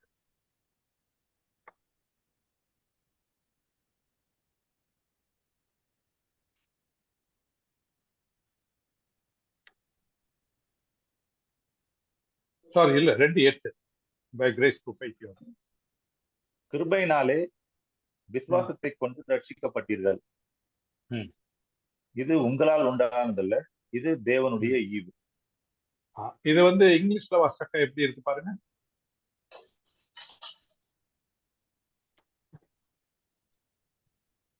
For by grace by grace you are saved through faith. Through faith, by grace you are save through faith. புரியுதாமா? Your salvation is through faith. சரியா? அந்த ஃபெய்த் யார்கிட்ட வருது?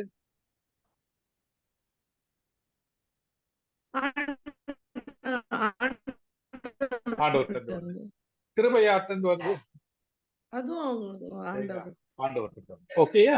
சோ இப்ப பாத்தீங்கன்னா இந்த இடத்துல இது வந்து யார்கிட்ட சொல்லப்பட்டது? இது வந்து சபைக்கு சொல்லப்பட்டது. சபைக்கு வரும்போது அவங்களுடைய ரட்சிப்பே விசுவாசத்தை கொண்டு, விசுவாசத்தின் மூலமாக. வேற யூதர் வந்து விசுவாசிக்கணும். என்னத்தை விசுவாசிக்கணும்? லிட்டில் ஃபிளாக் என்னத்தை விசுவாசிக்கணும்? 2 காரியம் தான் நான் சொன்ன ஞாபகம். ஒன்று வந்து இயேசு கிறிஸ்து தேவனுடைய குமாரன், 2வது வந்து அவர் தான் மேசையான்னு சொல்லிட்டு அவங்க விசுவாசிக்கணும். புரியுதா? இங்க இந்த விசுவாசமே யார் கொடுக்குறா? தேவன் கொடுக்கிறார். ஸோ அவனுடைய ரட்சிப்பு எதன் மூலியமா வந்து விசுவாசத்தின் மூலியமா தான், த்ரூ ஃபெய்த். கிருபை யார் மூலியமா வருது? அதுதான்.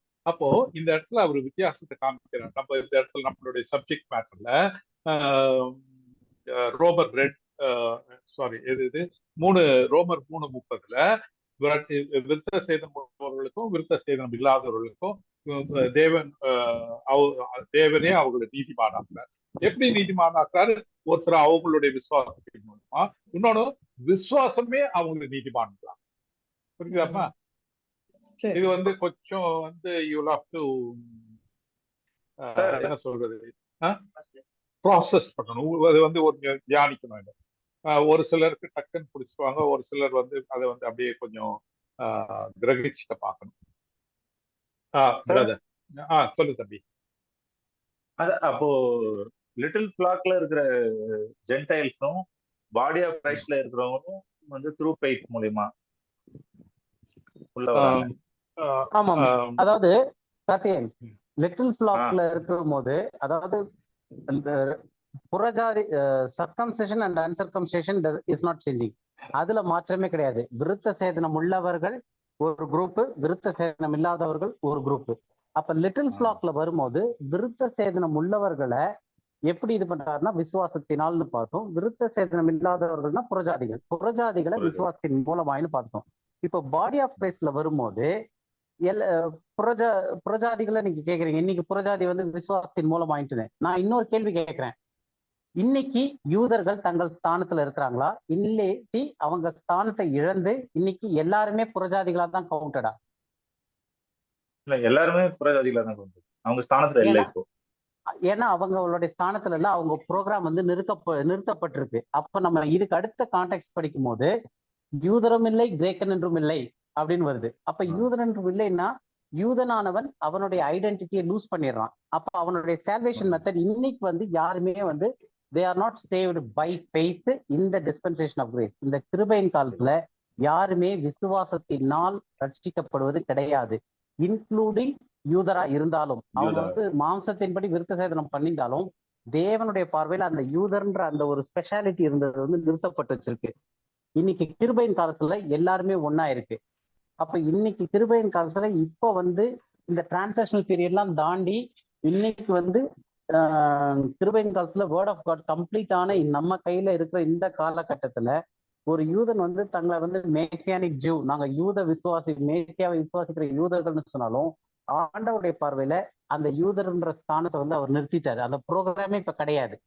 அப்ப இன்னைக்கு டேட்ல வந்து எல்லாருமே தேவனுடைய பார்வையில யூதனும் புறஜாதியும் இல்லை. இன் அதர் கேஸ் விருத்த செஞ்சாலும் செய்யாம இருந்தாலும் ஒண்ணும் இல்லை, ஒண்ணுமே கிடையாது. எல்லாருமே காமன், ஒரே பிளாட்ஃபார்ம்ல இருக்கும். அப்போ இன்னைக்கு டேட்ல வந்து ஸ்பெஷல் கேட்டகரியா இருந்த அந்த ஒரு ப்ராசஸ் பை ஃபெய்த், விசுவாசத்தினால்ன்ற கேட்டகரி முடிஞ்சிருச்சு. இன்னைக்கு ஒரு யூதனா இருந்தாலும் சரி, ஒரு புறஜாதியா இருந்தாலும் சரி, விருத்த சேதனம் செஞ்சிருந்தாலும் சரி, செய்யலனாலும் சரி, அவங்க எப்படி ரட்சிக்கப்பட முடியுமா? விசுவாசத்தின் மூலமாய் த்ரூ ஃபெய்த் தான் இன்னைக்கு சால்வேஷன் இந்த டிஸ்பென்சேஷன் ஆஃப் கிரேஸ்ல. ஏன்னா அவங்க வந்து ஸ்டேட்டஸ் இழந்துட்டாங்க. இன்னைக்கு யூதன்றவன் யூதனே கிடையாது. அப்படி யூதன்னு தன்னை சொல்லிக்கிட்டு இருந்தாங்கன்னா அவங்க அறியாமையில சொல்லிட்டு இருக்காங்க. ஏன்னா வேர்ட் ஆஃப் காட் அதை சொல்லல. நம்ம இன்னும் ஒரு 5 மினிட்ஸ்ல அடுத்த இதை பார்த்து முடிச்சிடலாமா? அப்ப அந்த இது புரிஞ்சிடும் நீங்க கேட்ட டவுட்டுக்கு. முடிச்சு இன்னைக்கு இந்த இதோட முடிச்சிடலாம் பிரதர். அடுத்த இதுக்கு போக முடியாது, இந்த இதை மட்டும் முடிச்சிடலாம். அப்படியா? ஆமா, நெக்ஸ்ட் இது வந்து அது ஒன்றும் ஃபுல்லா ஆரம்பிக்கும் பிரதர். அது அப்படியா? சரி, ஓகே. அப்ப நெக்ஸ்ட் இன்னைக்கு இது இதோட வந்து glorified Lord Jesus revealed his will and ஆமா, mysteries அது இருக்கு இல்லைங்களா, தனியாவே போலாம். அது ஓகே, தனியாவே போலாம். அது தனி சரி. அப்ப இங்க இதனுடைய எதை வேணா எக்ஸ்பிளனேஷன்ஸ் நீங்க கார்த்திகை நீங்க கேட்டீங்க இல்லையா அந்த இது நான் லைட்டா ஹிண்ட் சொன்னேன். இதனுடைய எக்ஸ்பிளனேஷனோட நெக்ஸ்ட் வீக்ல வரும்போது, அப்போ இன்னைக்கு நம்ம பார்த்துருக்கிறது என்ன அப்படின்னா, லிட்டில் ஃபிளாக், திருமந்தையில யூதர் புறஜாதி 2 பேரும் இருக்காங்க. அவங்கள 2 பேருக்கும் டிஃபரன்ஸ் இருக்கு. தேவன் எப்படி செயல்படுறாரு அப்படின்னும் போது, ஏன்னா இப்ப வந்து சுவிசேஷம் ஏற்றுக்கொள்றதா இருக்கட்டும், அவங்க ரட்சிக்கப்பட வைக்கிறதா இருக்கட்டும், நீதிமானாக்குகிற தேவனா இருக்கட்டும், எல்லாமே வந்து ஒரே கேட்டகரி ஆஃப் ஒர்க் நடக்குது. ஆனா 2 விதமான டிஃப்ரெண்ட் ப்ராசஸ் ஆஃப் மக்களுக்கு வேற வேற விதத்துல. அப்ப இன்னைக்கு வந்து by faith and through faith of salvation ரெண்டும் இன்னைக்கு ப்ராசஸ் ஆகுதா அப்படின்னு கேட்டோம்னா, விருத்த சேதனத்தினாலும் விருத்த சேதனத்தின் மூலமாயும் இன்னைக்கு ரட்சிக்கப்படுற மாதிரி ரெண்டும் வச்சிருக்கிறாரா அப்படின்னு கேட்டா கிடையாது. இன்னைக்கு வந்து ஒரே வழிதான், விசுவாசத்தின் மூலமாய் தான் இன்னைக்கு த்ரூ ஃபெய்த் தான் பண்ண முடியுமே தவிர, இன்னைக்கு வந்து அந்த லிட்டில் ஃபிளாக் ப்ரோக்ராம் கண்டினியூ ஆயிட்டு இல்லை. அப்ப நம்ம லிட்டில் ஃபிளாக் ப்ரோக்ராம் எப்போ முடியுதுன்னு பார்க்கணும். அந்த டிரான்ஸ்லேஷன் பீரியட் முடிஞ்ச பிறகு அதுக்கப்புறம் வர்றவங்க ரட்சிக்கப்படுற எல்லாருமே வந்து இன்னைக்கு விசுவாசத்தின் மூலமாய் த்ரூ ஃபெய்த், அதை தான் வந்து பிரதர் படிச்சாரு. எபேசியர் 2:8 வந்து விசுவாசத்தை கொண்டுன்ற வார்த்தை தமிழ் லெட்டர் போட்டிருக்கு. ஆனா கரெக்டான டிரான்ஸ்லேஷன் பண்ணணும் அப்படின்னா விசுவாசத்தின் மூலமாய், கிருபையினாலே விசுவாசத்தை கொண்டு அப்படின்னு இருக்கு. கிருபையினாலே விசுவாசத்தின் மூலமாய் த்ரூ ஃபெய்த், அதுதான் அங்க இருக்கிறது. சோ விசுவாசத்தின் மூலமாய் அவன் நீதிமானவராக. இங்கிலீஷ்ல கரெக்டா ஆமா, இங்கிலீஷ்ல கரெக்டா இருக்கு. நான் தமிழ் டிரான்ஸ்லேஷன் சொல்றேன். தமிழ் டிரான்ஸ்லேஷன் விசுவாசத்தை கொண்டு இருக்கு. அப்ப ஏதோ விசுவாசத்தை எடுத்துக்கிட்டுன்ற மாதிரில விசுவாசத்தின் மூலமாய் நாங்க மொழிபெயர்த்திருக்கோம். ஏன்னா இட் இஸ் த்ரூ ஃபெய்த். இங்க இருக்கு இல்லையா, இதே வார்த்தை தான் அங்கேயும் இருக்கிறது. தமிழ்ல இங்க வந்து 3:30 ரோமர் 3:30 வந்து விசுவாசத்தின் மூலமாயின்னு இருக்கு. அதேதான் அங்கேயும் இருக்கு, விசுவாசத்தின் மூலமாயின்னு வரணும். கிருபையினாலே விசுவாசத்தின் மூலமாய் ரட்சிக்கப்பட்டீர்கள், இது உங்களால் உண்டானதல்ல, இது தேவனுடைய ஈவு. அந்த ப்ராசஸ்ல தான் இன்னைக்கு எல்லாருமே ரட்சிக்கப்படுறது. ஒரு யூதர் வந்து இன்னைக்கு மனமாறி இயேசு கிறிஸ்துவை ஏற்றுக்கொண்டாலும் அவர் வந்து யூத மார்க்கத்துல ஏத்துன மாதிரி இந்த தனியா முன்பு யூதரிலும்ன்ற கான்செப்ட்ல போக மாட்டாரு. இன்னைக்கு எல்லாருமே சமமா இருக்கிற கான்செப்ட் வந்துருச்சு. அதற்கான வசனங்களை வர்ற நெக்ஸ்ட் வீக்ல நம்ம அப்படியே கண்டினியூ பண்ணலாம். ஏன்னா இன்னைக்கு நிறைய டவுட்ஸ் எல்லாம் போய் வந்தனால இன்னைக்கு இதுல பண்ணல. டைம் வேற ஆயிடுச்சு இன்னைக்கு 7:30. வேற ஏதாவது டவுட் இருந்துச்சுன்னா இன்னைக்கு எடுத்த டாபிக்லயோ இல்லை அந்த மாதிரி ஏதாவது டவுட் இருந்துச்சுன்னா கேளுங்க. இல்லைனாலும் வேற ஏதாவது டவுட் இருந்தா கூட கேட்டு வைங்க, நம்ம அடுத்த வாரத்துக்குள்ள அது பார்க்கலாம். வேற ஏதாவது டவுட்ஸ் எல்லாம் ஏதாவது இருக்கா?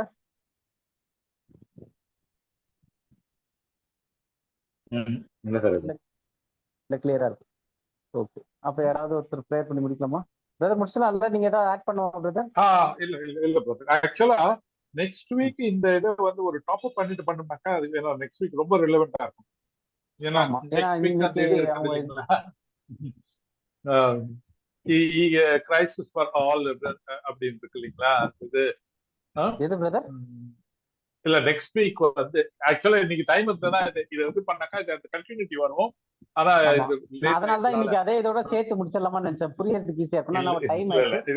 நெக்ஸ்ட் வீக் இதை வந்து நெக்ஸ்ட் வீக் இதை ஒரு பிரஷ் அப் கொடுத்துட்டு ஒரு 15 மினிட்ஸ்ல பண்ணிட்டு கொடுத்துட்டு அப்புறம் அதுக்கு எடுத்துக்கலாம். ஒரே அந்த ஒரு வசனத்தை மட்டும் வாசிக்கிறேன். எப்படி நெக்ஸ்ட் வீக் எப்படி ஆரம்பிச்சு பார்த்தோம்னாக்கா, யூதன் என்றும் கிரேக்கன் என்றும் வித்தியாசம் இல்லை, எல்லோருக்கும் கர்த்தராகிய தம்மை தொழுது கொள்ள யாவருக்கும் ஐஸ்வர்யம் பண்ணுகிறவராய் இருக்கிறார். ரோமர் 10:12 வருது. சோ இந்த இடத்துல அந்த ஒரு 2 பேருக்கு ஆர்டர் இருந்தாலும் தேவன் வந்து எல்லாருக்கும் ஒரே மாதிரியா இருக்கிறாரு, அது வித்தியாசமே இல்லை அப்படின்னு. அப்பேரண்ட்லி இது வந்து ஒரு கான்ட்ரடிக்டிவா இருந்தாலும் இது கான்ட்ரடிக்டிவ் கிடையாதுன்றத வந்து நான் வர வாரங்களில் பார்ப்போம். சரிங்களா? நான் ப்ரேயர் பண்ணாங்களா? நல்ல ஆண்டவரே தேவரீரப்பா, இந்த அருமையான நாளுக்காக ஸ்தோத்திரம். தேவரீரப்பா, இந்த சென்னை வாசிகளாகிய எங்களுக்கு இந்த நல்ல ஒரு மழையை கொடுத்தீர் ஆண்டவரே. எவ்வளவு வாரத்துக்கு எல்லாரும் அப்படியே அப்பேற்பட்ட ஒரு பயங்கரமான கொடூரமான வெயில்ல இருந்து ஒரு பெரிய ரிலீஃபாக ஒரு நல்ல மழை வந்தது. இங்க இருக்கிற எல்லாருக்கும் வந்து ஒரு நல்ல ஒரு பெரிய பிளஸ்ஸிங்கா இருந்தது. வேலூர்ல கூட கொஞ்சம் நல்ல மழையை கொடுத்து, மற்ற மதுரையில எல்லாம் எப்படின்னு தெரியல எனக்கு. ஆனாலும் தேவரீர் கொடுத்திருக்காங்க ரிலீஃப்காக ஸ்தோத்திரத்துக்காகவே தேவரீரப்பா அருமையான சகோதரி சாமுக்கு கொடுத்திருக்கிற அந்த ஞானத்துக்கு நன்றி சார். ரொம்ப ஒரு எஃபர்ட் எடுத்து அவர் இந்த இதெல்லாத்தையும் கம்பைல் பண்ணி ஒவ்வொரு வாரமும் ப்ரிப்பேர் பண்ணி அதை வந்து ஷேர் பண்றதுக்கு ஸ்தோத்திரம் ஆண்டவரே. எவ்ரி ரபியனுக்கு கூட கொடுத்திருக்கிற இந்த சின்ன அறிவிக்காக ஸ்தோத்திரம் ஆண்டவரே. நாங்கள் 2 பேரும் இன்னும் ஒரு சில நெக்ஸ்ட் வரப்போற நாட்கள்ல என்னென்ன ப்ரீச் பண்ணுன்றதை வச்சு நான் பிளான் பண்ணிட்டு இருக்கோம். அந்த இதெல்லாத்துக்கும் நம்ம எடுத்து செய்யறதுக்கு எங்களுக்கு ஒரு நல்ல ஒரு ஞானத்தை தாரும், டைம் ஒதுக்கி தாரும். ஒரு ஒரு அமைதியான ஒரு சூழ்நிலையில அதை வந்து எடுத்து செய்ய எப்படி கிருபை தாரங்கத்தாவே. நமக்கு நீங்கள் எங்களுக்கு கற்றுக் கொடுக்குறத வந்து நாங்கள் எல்லோரும் சேர்ந்து படிக்கும் பொழுது எங்களுக்கு ஒரு டீப்பர் அண்டர்ஸ்டாண்டிங் வரதுக்கு தேவி கொடுக்குற கிருபைக்காக போகிறோம். எல்லாரையும் தேவி பாதுகாத்துக் கொள்ளும், வழி நடத்தும், புதிய மகிமை எல்லாம் தேவி ஒருவருக்கே செலுத்துகிறோம். எங்கள் மீட்பும் ரட்சகருமான இயேசு கிறிஸ்துவின் இனிய நாமத்தில் இந்த ஜெபத்தை ஏறெடுத்த நல்ல தகப்பனே. ஆமென். என் ஆத்மாவே கர்த்தரை ஸ்தோத்திரி, முழு உள்ளமே அவருடைய ஆத்மாவே கர்த்தரை ஸ்தோத்திரி. கர்த்தர் செய்த சகல Amen. Amen. Praise the Lord. Thank you. Praise the Lord. Praise the